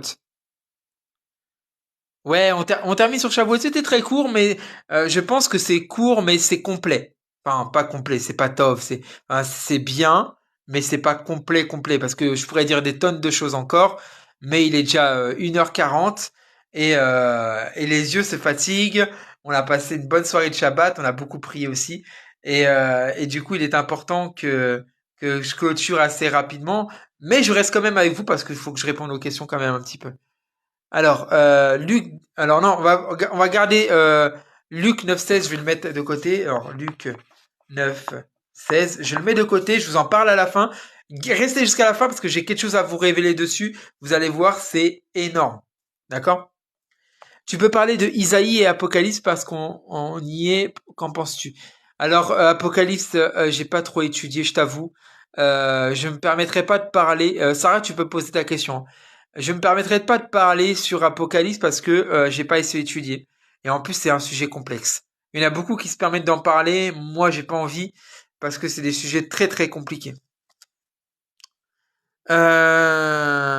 Pourquoi les chrétiens aujourd'hui ne fêtent plus la Pentecôte comme les juifs du coup? Eh ben, écoute, j'ai tendance à penser, après c'est mon avis, que les chrétiens malheureusement se sont appropriés toutes les fêtes, en tout cas, se sont appropriés enfin les 4 premières fêtes, c'est-à-dire les fêtes qui ont été accomplies par Yeshua, donc la fête de Pâques, la fête des pains sans levain, la fête des prémices et la fête de la Pentecôte, donc les 4 premières fêtes du printemps que Yeshua a accompli, ils se les sont appropriés et malheureusement euh, à cause d'un antisémitisme au 1er siècle qui est arrivé très très vite en fait dans la pensée grecque, il y a eu une scission et du coup on a eu à cause de ça une déjudaïsation de Yeshua et de toute la Bible en fait. Donc en fait, les chrétiens sont arrivés en fait à déjudaïser toutes les fêtes. C'est pour ça qu'ils font Pâques comme ils le veulent, ils font Pentecôte comme ils le veulent. D'ailleurs, ils font ni les pains sans levain, ni les prémices, hein, alors que Yeshua les a accomplis aussi. Et c'est une erreur, selon moi, non seulement pour ces fêtes-là, mais aussi pour les fêtes qui suivent. Donc la fête des trompettes, la fête du grand pardon et la fête des tentes, qui sont aussi des fêtes importantes que Yeshua viendra accomplir lors de son deuxième retour. Enfin, lors de son retour ou sa deuxième venue, plutôt. À cause du Vatican. Et c'est en partie ça, ouais. Il n'y a pas que le Vatican, mais oui. La majorité, c'est qu'il manque la partie fête juive et c'est trop dommage. Exactement. Mais en fait, le problème, c'est que nous, en tant que Nazariens, on va en fait apporter cette compréhension, cette double compréhension des fêtes, et on va dire en fait, bah Yeshua, il a accompli ça aussi. Alors que les chrétiens ne pensent pas que Yeshua a accompli une fête qui existait. Ils pensent qu'en fait, Yeshua a donné de nouvelles fêtes. Voilà. Malheureux, hein. J'ai fait la fête des pains sans levain et je peux vous dire que la bénédiction qui s'y trouve y est énorme. J'étais dans la joie en mangeant du pain. Eh ben écoute, gloire à Dieu, alléluia. Les 1000 ans de paix, d'amour et de joie. Oui, le millénium qui fait référence en fait au Shabbat. Parce qu'en fait, le Shabbat c'est le huitième jour, enfin le septième jour. Et en fait, on nous dit qu'un jour est comme 1000 ans et 1000 ans sont comme un jour pour Dieu. En fait, on pourrait mal appliquer la tradition. Alors je comprends pas trop ce que tu veux dire, David. Mais c'est intéressant de voir que nous dans notre compréhension des choses, ben on a cette double accomplissement, alors que les chrétiens n'en ont qu'un seul. Nous, lorsqu'on a fêté Pessah, on a fêté deux choses: la sortie du pays d'Égypte et la sortie de la maison de servitude. Comme il est écrit, je suis l'Éternel ton Dieu qui t'ai fait sortir du pays d'Égypte, de la maison de servitude. Le pays d'Égypte, c'est Mitzraïm, c'est l'Égypte physique, et la maison de servitude, c'est le péché, l'Égypte spirituelle. Et en fait, nous, on a fêté Pessah avec ces deux révélations, c'est-à-dire avec un accomplissement. Et les chrétiens fêtent Pâques avec juste, pour les meilleurs en tout cas, la résurrection, alors que ça n'a rien à voir avec la résurrection, hein. La Pâques, c'est la mort de Yeshua, la résurrection, c'est la fête des prémices. Et déjà, bon, ils se trompent sur le terme. Et ensuite, après, ils ont fêté ça pour le pire d'entre eux, avec des œufs, des œufs en chocolat, et puis cette liaison avec la déesse, je sais plus comment elle s'appelle, la déesse de la fertilité là. Mince, j'ai plus son nom. Bref, c'est pas grave. On n'est pas là pour parler de Pessah, mais pour parler de Shavuot là ce soir. Mais en tout cas, ce que je veux dire vraiment, voilà, ils ont enlevé, ils ont déjudaïsé toutes les fêtes. Alors, je sais pas si c'est Astarté. J'ai un autre nom moi en tête, mais j'ai sur le bout de la langue, mais j'arrive pas à le sortir. Mais je pense pas parce que Astarté, ça me parle pas quand tu me le dis. C'est la déesse de la fertilité, mais je sais plus son nom. Non, je sais pas le bébé, vraiment. Moi, je pleure quand j'entends parler des œufs à l'église. Ouais, t'as vu ça? Mais en fait, les œufs, même quand on regarde, c'est marrant parce que même les juifs, le soir de Pessah, ils mettent un œuf sur le plateau du Seder. Et en fait, cet œuf-là, il est en référence en fait à la destruction du temple. Mais bon, c'est voilà. Pour moi, on n'a pas mis de mon côté, on a mis des œufs, mais c'est pour autre chose, pas par rapport au temple. Là, il va sortir tous les noms des déesses. Eddie Roba qui dit Vénus. En fait, je sais pas, mais bon, c'est pas très grave. C'est pas très grave. Vous rechercherez et puis vous cherchez Pâques, déesse, et puis vous trouvez normalement. Et puis si jamais vous voulez un peu plus d'infos, vous pouvez aller voir la chaîne de Oshana Yeshua Ministries de Dan Dassin sur YouTube et il en parle, je crois, dans une de ses vidéos. Enfin bref, est-ce qu'il y a des questions encore sur Shavuot rapidement avant que j'attaque ma dernière révélation? Peut-être, mais j'ai pas le. Alors même quand vous me dites Éostre, ça me parle pas. Bref, est-ce que vous avez des questions sur Shavuot ou pas?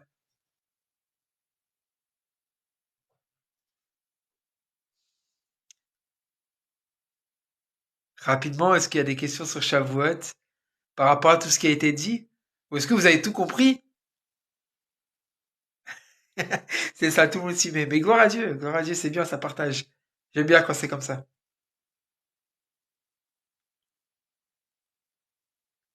Après, si vous voulez, je pourrais faire monter quelques personnes pour qu'on puisse discuter. Et allez, on se laisse jusqu'à 2h30 maximum et je pars. Oui, juste le passage où tu as parlé des tablettes. Alors, si tu peux être plus clair, Zaina, s'il te plaît. Moi, j'aimerais bien savoir comment on l'a faite du coup. Ok. Alors, pour la fête, je reviendrai avec un autre live pour en parler. Moi, j'ai compris en tout cas. Merci, Harry. Ok, parfait, LBV. Recommence parce que ils ont pas compris. Je vais pas recommencer du début, hein.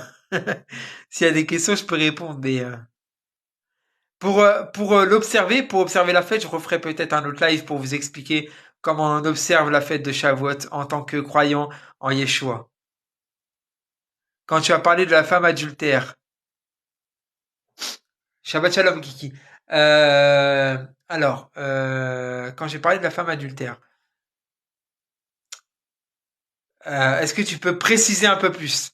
Je suis désolé, Zaina, mais là, comme ça, j'entends tablette, femme adultère, j'ai plus le repère. Et tu sais, moi, quand je parle, des fois, je parle, et puis la phrase d'avant, je l'ai déjà oubliée, hein. Donc, si tu peux juste me redire exactement ce qui te fait défaut, est-ce que il y a un truc qui te gêne dedans? Il n'y avait pas que Luc 9,16. Si, si, on va le voir juste après, Luc 9,16. Quand tu regardes une femme. Oui, oui, oui.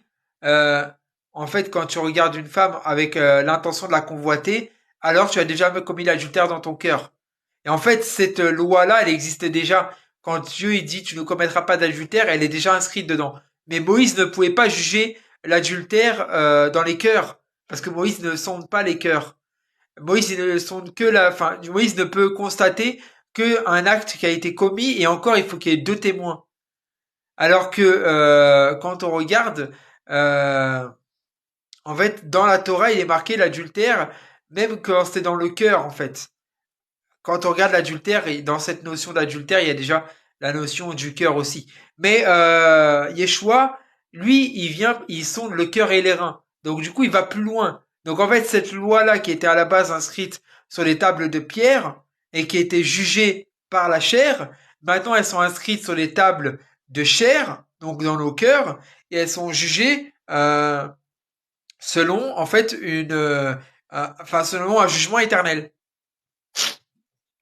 La différence de jugement quand la loi était sur les tablettes et ensuite dans le cœur. Voilà, c'est ce que je viens de dire. En fait, lorsque Moïse jugeait, il jugeait en fonction d'un acte. Donc il ne pouvait pas juger le cœur. Donc il ne pouvait juger qu'à partir du moment où l'acte avait été commis. Et le seul jugement, le maximum de jugement qu'il a pu, que Moïse peut donner, c'est la mort. Et la mort physique. D'accord?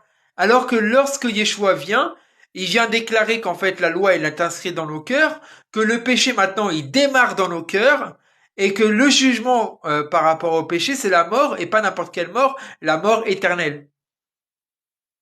Voilà. Donc en fait, Moïse égale loi sur les tables de pierre, jugement dans la chair, alors que Dieu, lorsque Yeshua vient, c'est égal à loi dans le cœur, jugement dans l'esprit. Voilà. Donc jugement éternel, en gros.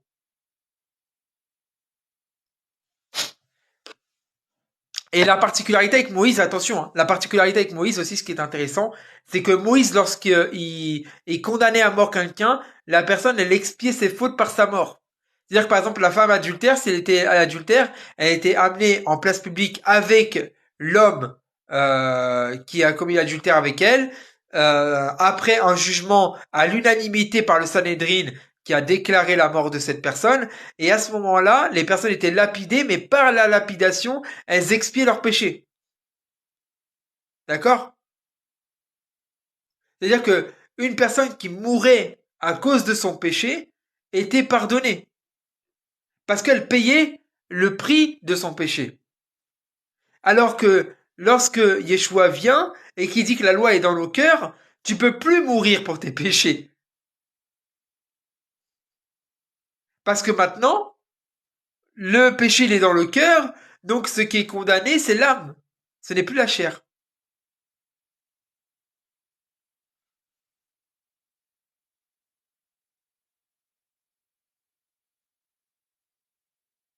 Est-ce que c'est clair tout ça? Ou est-ce qu'il faut revenir peut-être sur quelques petites choses?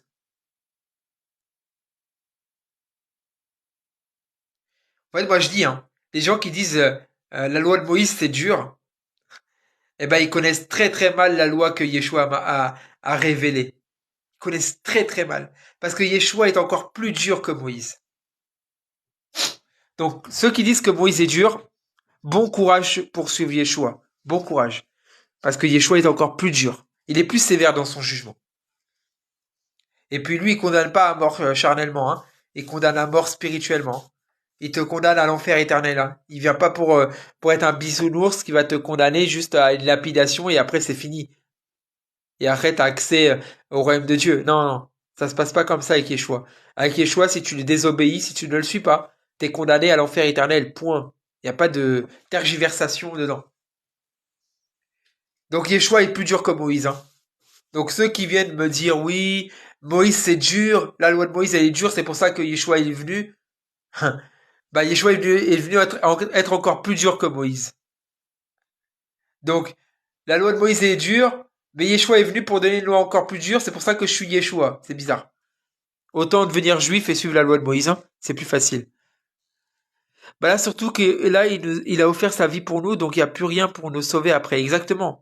Exactement. D'ailleurs, c'est une parole de Paul, je crois, qui dit que maintenant, si nous péchons, nous n'avons plus de sacrifice. Yeshua n'a pas aboli la loi et a même rendu certaines plus dures pour qu'on agisse encore plus avec amour. Exactement. Alors c'est pas il a rendu certaines lois plus dures, moi je dirais plutôt il a révélé le véritable sens de la loi. C'est-à-dire que lorsque Dieu dit dans la loi tu ne commettras pas d'adultère par exemple, la pensée de Dieu c'était même dans le cœur. Mais les hommes ne pouvaient comprendre qu'avec la chair. D'accord? Mais lorsque Yeshua vient, il leur apporte en fait cette connaissance que la loi qui dit tu ne commettras pas d'adultère, bah, elle va bien plus loin que juste un acte charnel. Elle va aussi dans le cœur.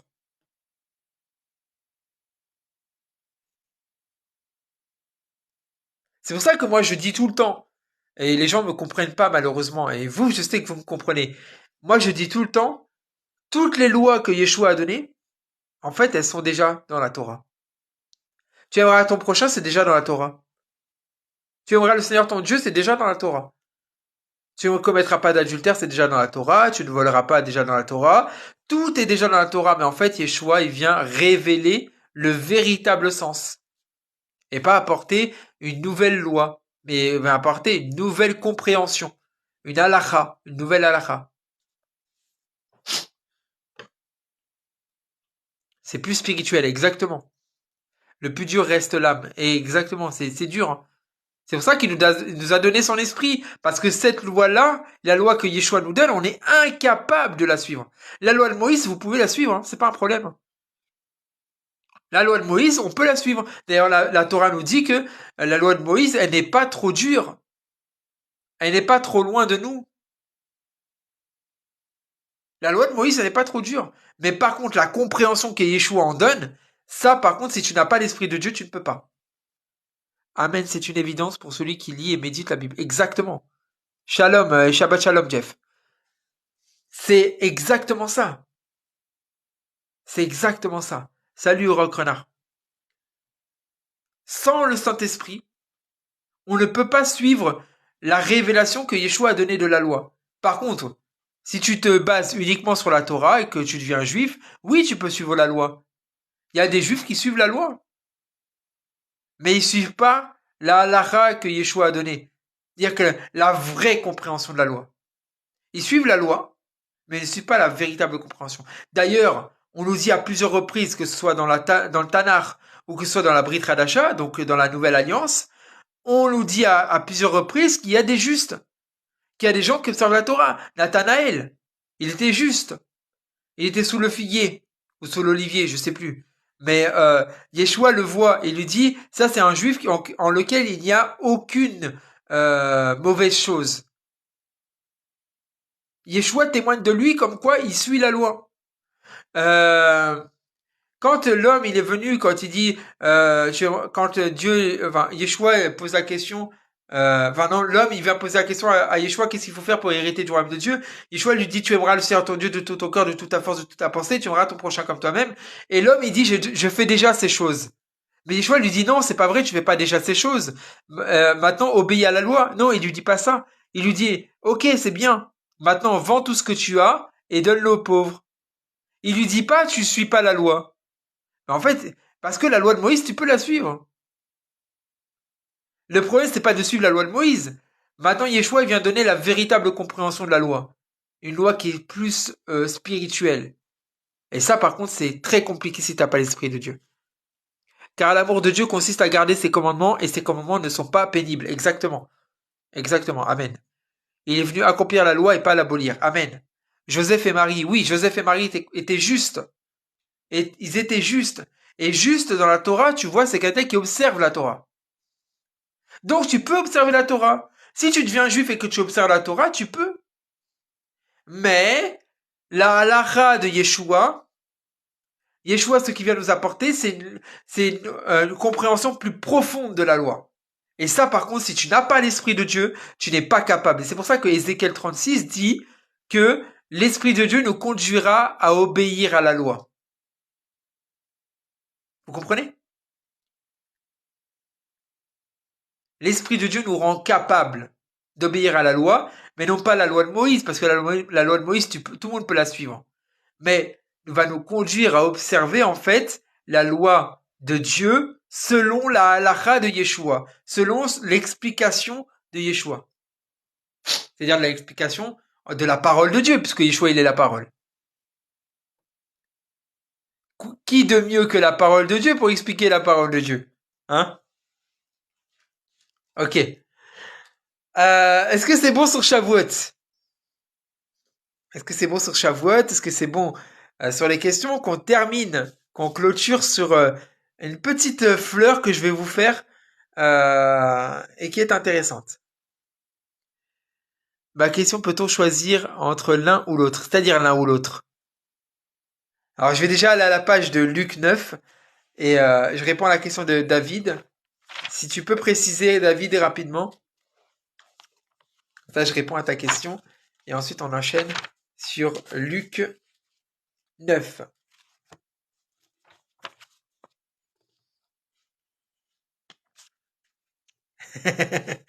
Pas de soucis, Zaina, tu vas voir. Je pense qu'avec ça, vous serez rassasiés parce que déjà là, on a bien mangé et là, je vais vous offrir un petit dessert. La loi de Moïse ou Jésus? Alors attendez, je regarde. Euh, eh, peut-on choisir entre l'un ou l'autre? Eh ben en fait, le truc c'est que tu peux pas choisir parce qu'en fait, Yeshua, il vient expliquer Moïse. Donc c'est les deux. C'est quelle loi selon vous les Nazaréens que Jésus a anéanti selon Éphésiens 2,15? Alors rapidement, hein, rapidement. Les, les gens vont t'en vouloir, Jeff, parce que tu poses des questions et ils n'ont pas le droit au dessert. Éphésiens 2.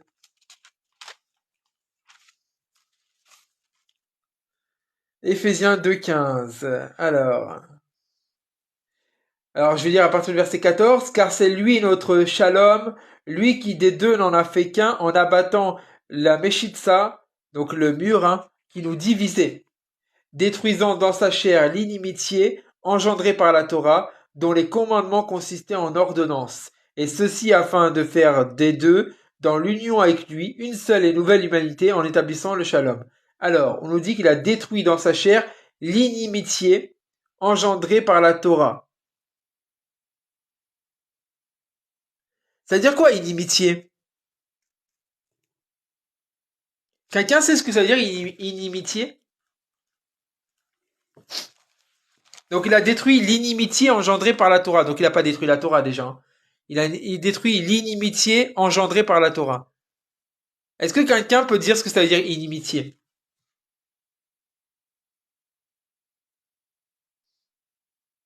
Si quelqu'un le sait.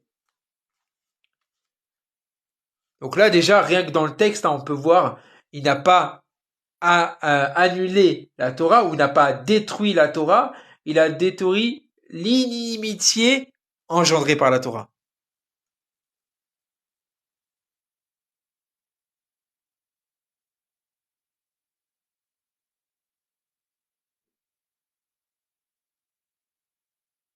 Alors, inimitié, c'est pas traduit par les conséquences du légalisme. Inimitié, c'est pas traduit par anomia en grec? Ou je me trompe? Ou je me trompe de mots? Je sais pas si je me trompe de mots. En tout cas, inimitié, dans le sens des mots techniques. Ouais, bah, c'est des mots techniques qui sont décrits dans la Torah, j'y peux rien. Ah oui, iniquité, pardon, excusez-moi. Euh, alors, je relis. Le verset 15. Détruisant dans sa chair l'inimitié engendrée par la Torah. Donc la Torah a engendré l'inimitié et quand on regarde Romains chapitre 7, on voit que l'inimitié, en fait, enfin, on voit que en gros, cette chose qui a été détruite, c'est la loi du péché. D'accord? L'inimitié engendrée par la Torah, le péché s'est servi de la Torah pour nous condamner. C'est la même parole en fait. C'est quand Paul dit que enfin, le péché s'est servi de la Torah pour nous condamner, et ben en fait, Yeshua, quand il est venu, il a détruit dans sa chair cette loi du péché qui était en nous et qui nous faisait désobéir au commandement de Dieu. Voilà ce que ça veut dire.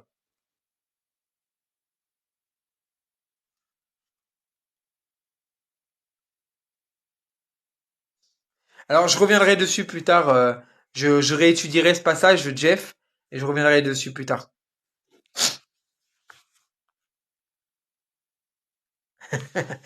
Allez, on va passer à Luc 9. On va passer à Luc 9.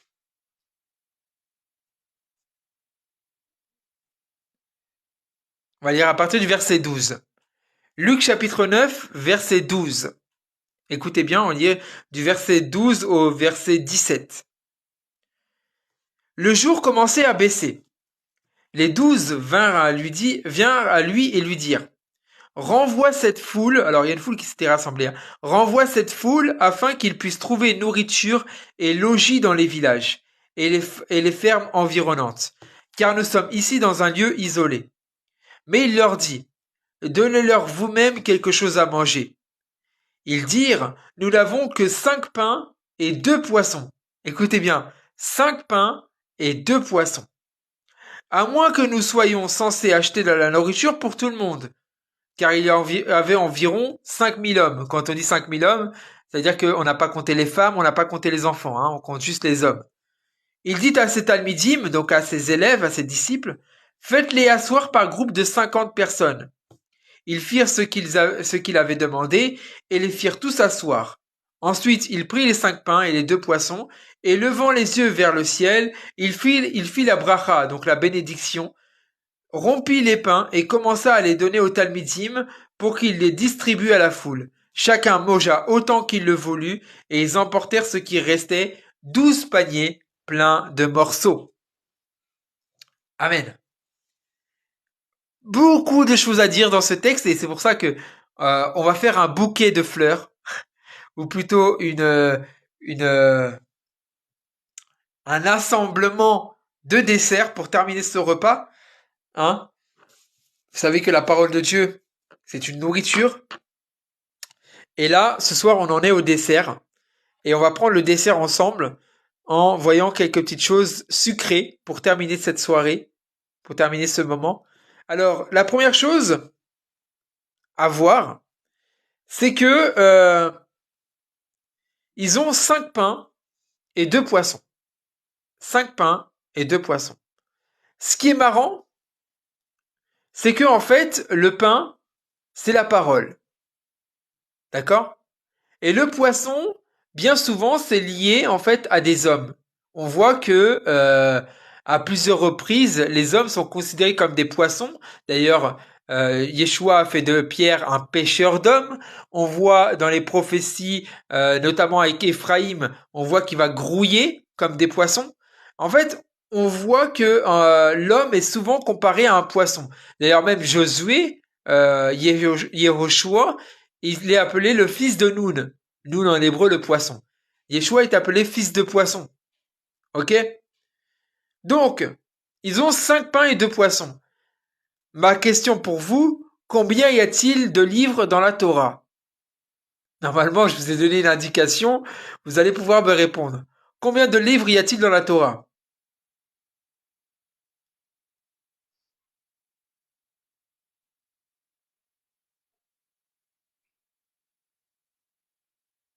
Amen. Il y a 5 livres dans la Torah. Les 5 livres de la Torah, c'est comme les 5 pains. Parce que le pain, c'est la parole de Dieu. D'accord? Oui, juste la Torah. Parce que les Nevi'im et les Ketuvim sont juste des commentaires de la Torah. D'accord? Les Nevi'im et les Ketuvim ne sont pas la Torah. La Torah, c'est la loi. La Torah, c'est les 5 premiers livres, ce qu'on appelle le Pentateuch. Pentateuch qui veut dire 5, en gros. Donc, il y a 5 livres dans la Torah et on voit ici qu'il y a 5 pains. Et en fait, les Juifs nous disent que, en fait, il y a tout dans la Torah. Tout est marqué dans la Torah. Même le plan du salut, même l'histoire de l'humanité est enfermée dans la Torah. Oui, bon après ça, Jeff, on pourra revoir ça plus tard parce qu'effectivement il y a ça. Il y a aussi les par rapport aux séphirotes aussi un truc intéressant à partir des séphirotes et de la Torah. Alors, alors David, tu as essayé de me devancer, mais je vais te demander de m'écouter. 5 livres dans la Torah et on nous parle de 2 poissons. Et ben en fait le poisson c'est lié à l'alliance. D'accord? Le poisson, c'est lié à l'alliance. Et c'est-à-dire qu'en fait, il y a 2 alliances. Mais en fait, il n'y a pas vraiment 2 alliances. Hein. Il y en a une seule, mais qui a été faite à 2 reprises. D'accord? L'alliance, elle a été faite avec Moïse. Enfin, en tout cas, elle a été décrétée avec Moïse, mais elle existait déjà avant. Et elle a été renouvelée avec Yeshua. Donc, en fait, les 5 pains, c'est la Torah. Et les 2 poissons, c'est Moïse et Yeshua. Et quand on regarde Deutéronome 18, je crois, il nous dit que Dieu il va envoyer un prophète comme Moïse. Et quand on regarde Actes chapitre 3, on voit que le prophète comme Moïse, c'est Yeshua. En fait, il y a 2 prophètes qui, les deux, amènent 2 parties de la Torah différentes. La partie de la Torah qui est écrite avec Moïse, et la partie de la Torah qui est spirituelle, inscrite dans nos cœurs, par Yeshua. Et là, on revient encore sur Shavuot. Vous imaginez? On revient encore sur Shavuot avec les 5 pains et les 2 poissons. Donc effectivement, j'ai vu que, je crois que c'est LBV, tu m'as dit, euh, voilà, Jésus et Moïse. LBV, tu as raison. Yeshua et Moïse sont les 2 poissons.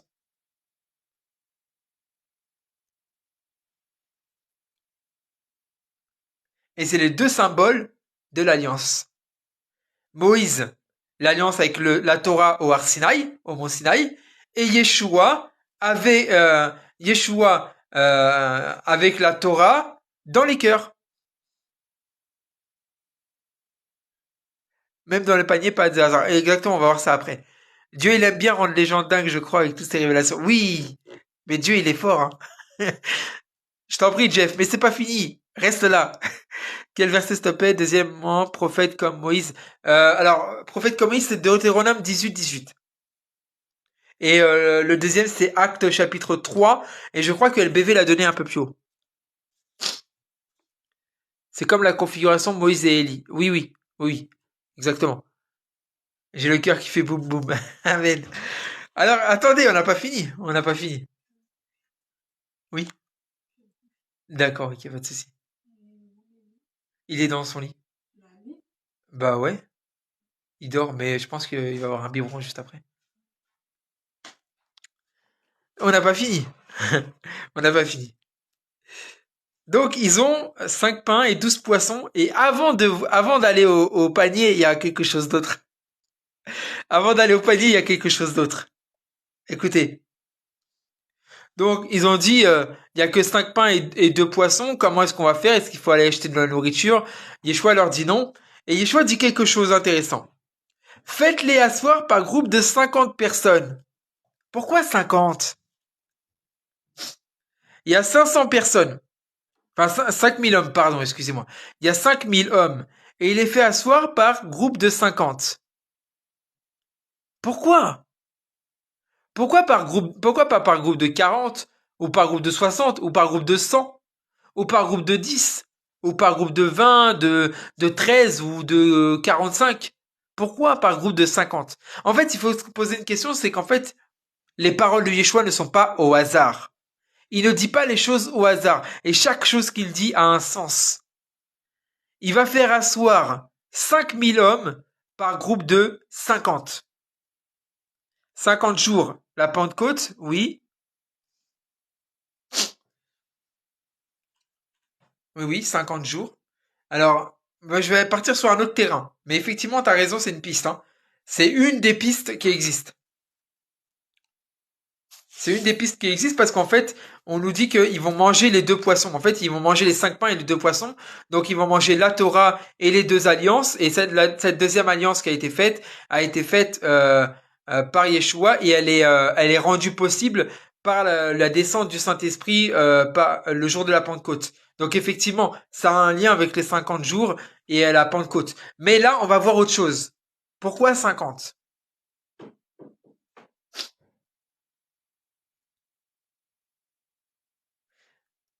Est-ce que quelqu'un d'autre a une idée?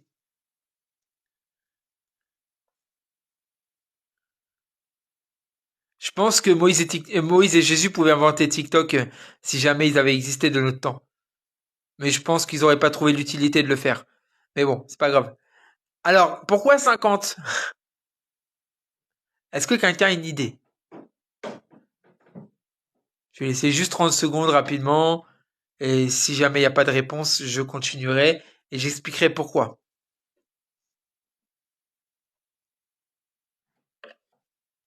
Ok. Ok. 50, c'est intéressant. Et là, on va faire de la guématria. On va faire de la guématria.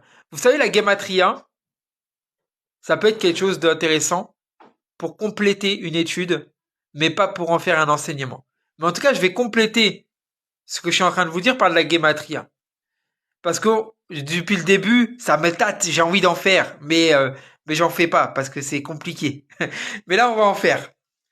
Dans la guématria, il faut savoir quelque chose, c'est qu'en fait, la langue hébraïque, elle est faite de telle sorte qu'en fait, chaque lettre a une signification, mais elle a aussi une valeur numérique.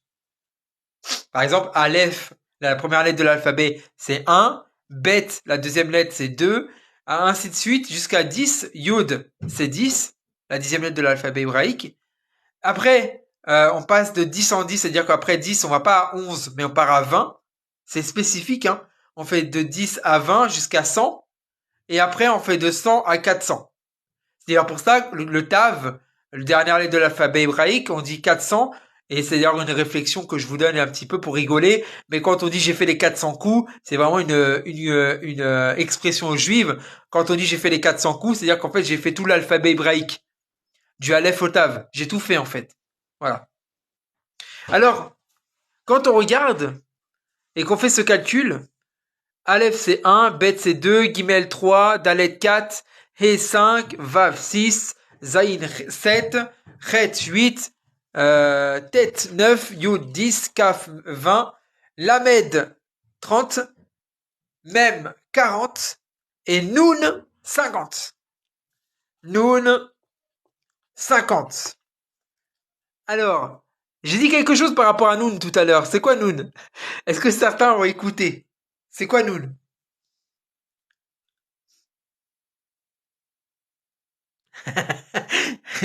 Gideon, laisse-les réfléchir un petit peu.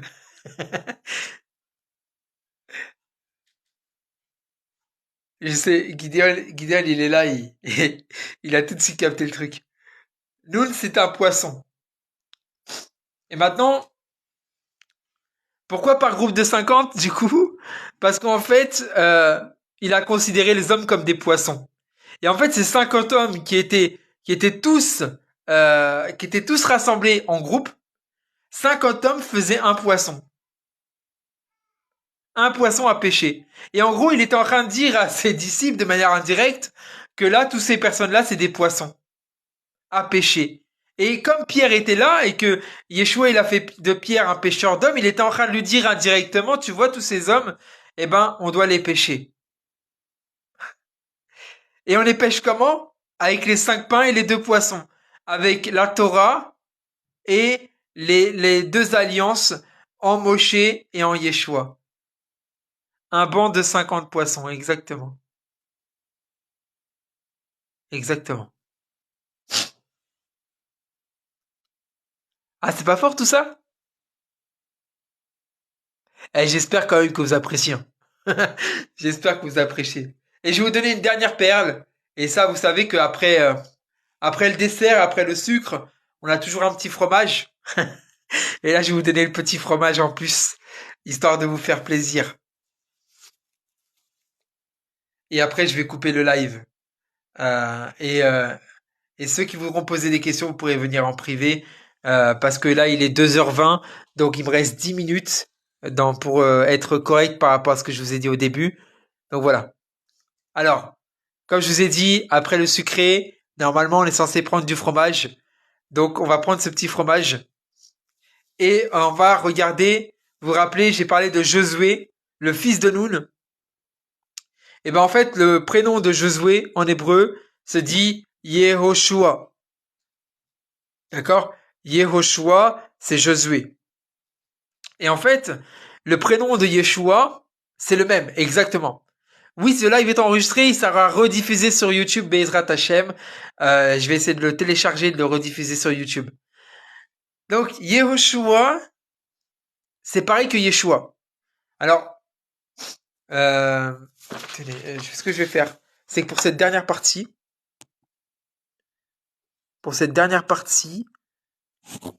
je vais faire quelque chose. Je vais couper ça. Alors, je sais pas comment on fait.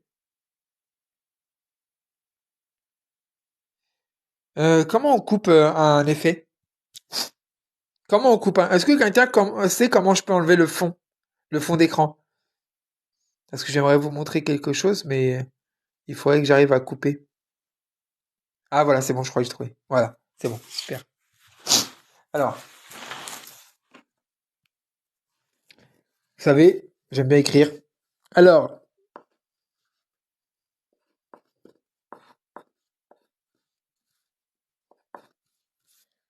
ça, ça c'est Yehoshua. D'accord? Et ça, c'est Yeshua. Excusez-moi, il y a un peu de flou parce que je bouge un peu avec mon téléphone. Ici, c'est Yehoshua. Yehoshua. Et ici, c'est Yeshua. Ok? Vous avez remarqué qu'en fait, ce qui change, c'est cette lettre-là. Dans un côté, on a Yud, He, Shin, Vav et Ain. Et de l'autre côté, désolé, le Vav en plus, je l'ai trop mal fait. Parce que normalement, il est plus long. Il est petit sur le début et long sur la fin. Voilà, il est plutôt comme ça. Donc, ici, Yud, He, Shin, Vav, Ain. Et ici, Yud, Shin, Vav, Ain. Il y a juste le He qui a disparu. Maintenant, c'est le même prénom. Ici, c'est Yehoshua et ici, c'est Yeshua. Mais en fait, Yeshua, c'est la forme contractée du prénom Yehoshua. En fait, Jésus et Josué, c'est le même prénom. C'est exactement le même. Il n'y a pas de deux noms différents. Jésus, c'est Josué en français. Ok? Donc, si on regarde, tu vois, ces deux noms-là, il y en a un qui est fils du Noun. Donc, alors, Ben, Ben, Noun. Alors, je crois que ça s'écrit comme ça, je suis pas très sûr. Ben Noun, et on a l'autre qui est Ben, Ben Elohim. Donc, on a un qui est Yehoshua Ben Noun, et l'autre qui est Yeshua Ben Elohim. Donc, Josué, fils du poisson, et Jésus, fils de Dieu. Maintenant, la particularité, ça je voulais vous le montrer parce que en fait les deux sont ensemble. Alors, attends, je vais revenir, s'il me le permet, bien sûr. Mais je ne pense pas parce que maintenant il commence à me faire des caprices mon téléphone. Hop, tac, voilà, c'est bon. Hop, je reviens sur la photo d'origine. Voilà. Donc, si on regarde bien, si on regarde bien, Josué, qu'est-ce qu'il a fait Josué? Josué, en fait, il a succédé à Moïse et il a fait traverser le Jourdain et il a amené les Hébreux en terre d'Israël, en terre de Canaan à la base, qui est devenue la terre d'Israël. D'accord? Il les a amenés en terre d'Israël. Donc Moïse n'est pas passé. Hein. Il y a que Josué, le fils du poisson, qui les a amenés en fait comme un pêcheur en fait, hein, qui les a conduits comme un berger même, qui les a conduits vers la terre promise. Et Yeshua, qu'est-ce qu'il fait? Eh ben Yeshua, lui, il nous fait sortir de notre Égypte spirituelle pour nous conduire au travers du désert pour recevoir sa loi dans nos cœurs et ensuite de rentrer dans le royaume de Dieu. Donc Yeshua, il a le rôle à la fois de Moïse en donnant la Torah dans nos cœurs et à la fois le rôle de Josué en donnant en fait, en nous amenant en fait vers la terre promise. Voilà pour ce petit fromage et café pour ceux qui boivent du café. Voilà, j'espère que ça vous a plu. Je suis ouvert pendant 5 minutes à des questions, si jamais il y a besoin. 5 minutes rapidement pour quelques petites questions. Et ensuite, après, je coupe le live et je vous souhaiterai une bonne nuit et je vous souhaiterai aussi à très très vite, Bezrat Hashem. Voilà, je suis ouvert un petit peu aux questions, aux réactions. Il n'y a pas de souci. Ceux qui sont pas abonnés, je vous invite à vous abonner aussi. Si jamais vous voulez poser des questions, vous pouvez les envoyer en privé aussi. Si jamais vous voulez pas forcément intervenir sur le live parce que vous êtes timide ou parce que vous avez peur du ridicule, n'hésitez pas, venez en privé, il n'y a pas de souci. Oui, Zaina, il n'y a pas de souci. Franchement, même moi, ça m'a fait plaisir. Ok, Laila Tov, LBV, franchement, merci de ta présence. Jésus a ramené les poissons pour que Jésus puisse les pêcher et les sauver. Amen. Amen. Eli, comment on dit que Dieu vous bénisse en hébreu? On dit Baruch Hashem, simplement, enfin.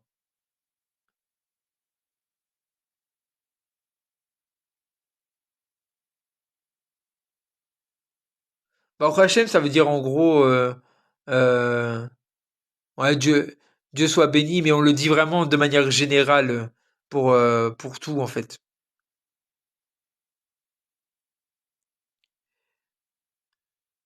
Amen. Merci, Sarah. Merci. Merci, David aussi. Chazak, el bébé. Chazak ou Baruch.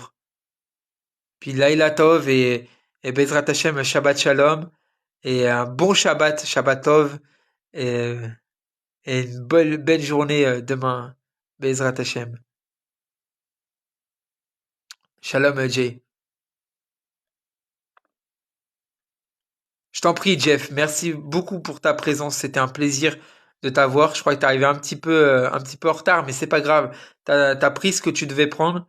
Et en cas de question, voilà, tu peux toujours venir en privé, il n'y a pas de souci. Shabbat Shalom, Jay. Merci, Jeff aussi. Shabbat Shalom. Je n'ai pas de questions, mais si ça vient, je t'écrirai. Ok, pas de souci, Zaina. C'est quand le prochain live? Comme ça, je m'inscris d'avance. Je sais pas. Je sais pas. Mais si Sarah, c'est toi, si c'est toi, Sarah, sur le groupe WhatsApp, euh, je l'annoncerai sur WhatsApp.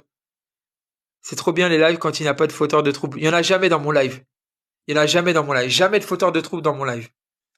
Parce qu'en fait, ils viennent pas, en fait. Les musulmans, ils viennent pas. Ou alors ils viennent, mais ils écoutent calmement et c'est un plaisir. Ok, pas de souci, Sarah. Bah écoute, je l'annoncerai sur le groupe WhatsApp de toute manière. J'annonce toujours quand je fais des lives sur le groupe WhatsApp. Et puis j'invite les gens qui ont l'habitude d'être avec moi. Pas de souci, Zaina. Je t'enverrai une invitation quand je ferai un live. Bonne nuit, Rock Renard, Laila Tov. Que Dieu te bénisse et puis à très très bientôt, j'espère.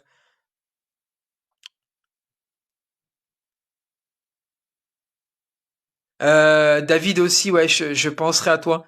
Je t'inviterai aussi, pas de souci. Bon, eh bien, 2h29. Il est un peu tard. Déjà, je pensais pas commencer aussi tard le live, mais bon, c'est pas grave, ça a été un plaisir. Il sera rediffusé sur YouTube. Si jamais vous avez des choses que vous avez manquées, que vous voulez réécouter, alors je vous garantis pas qu'il sera remis tout de suite. Par contre, peut-être soit demain ou dans la semaine prochaine, je vais voir. Je vais voir quand est-ce que je le fais. Je rediffuserai ça sur YouTube, sur ma chaîne YouTube, greffé en Yeshua. Vous pouvez aller sur mon profil TikTok, et vous allez vous cliquez sur le logo YouTube sur ma chaîne TikTok et vous allez être redirigé automatiquement vers ma chaîne YouTube qui s'appelle Greffé en Yeshua et vous pourrez suivre les anciens lives que j'ai enregistrés.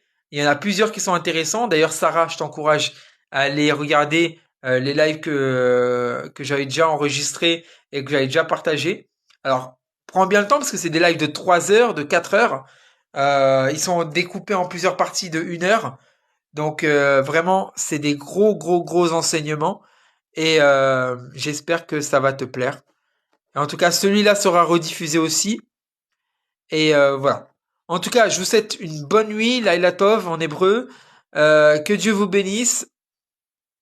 Et puis, je partagerai Sarah sur le groupe WhatsApp tout de suite là. Dès que je sors de TikTok, je vais partager ma chaîne YouTube sur le groupe WhatsApp.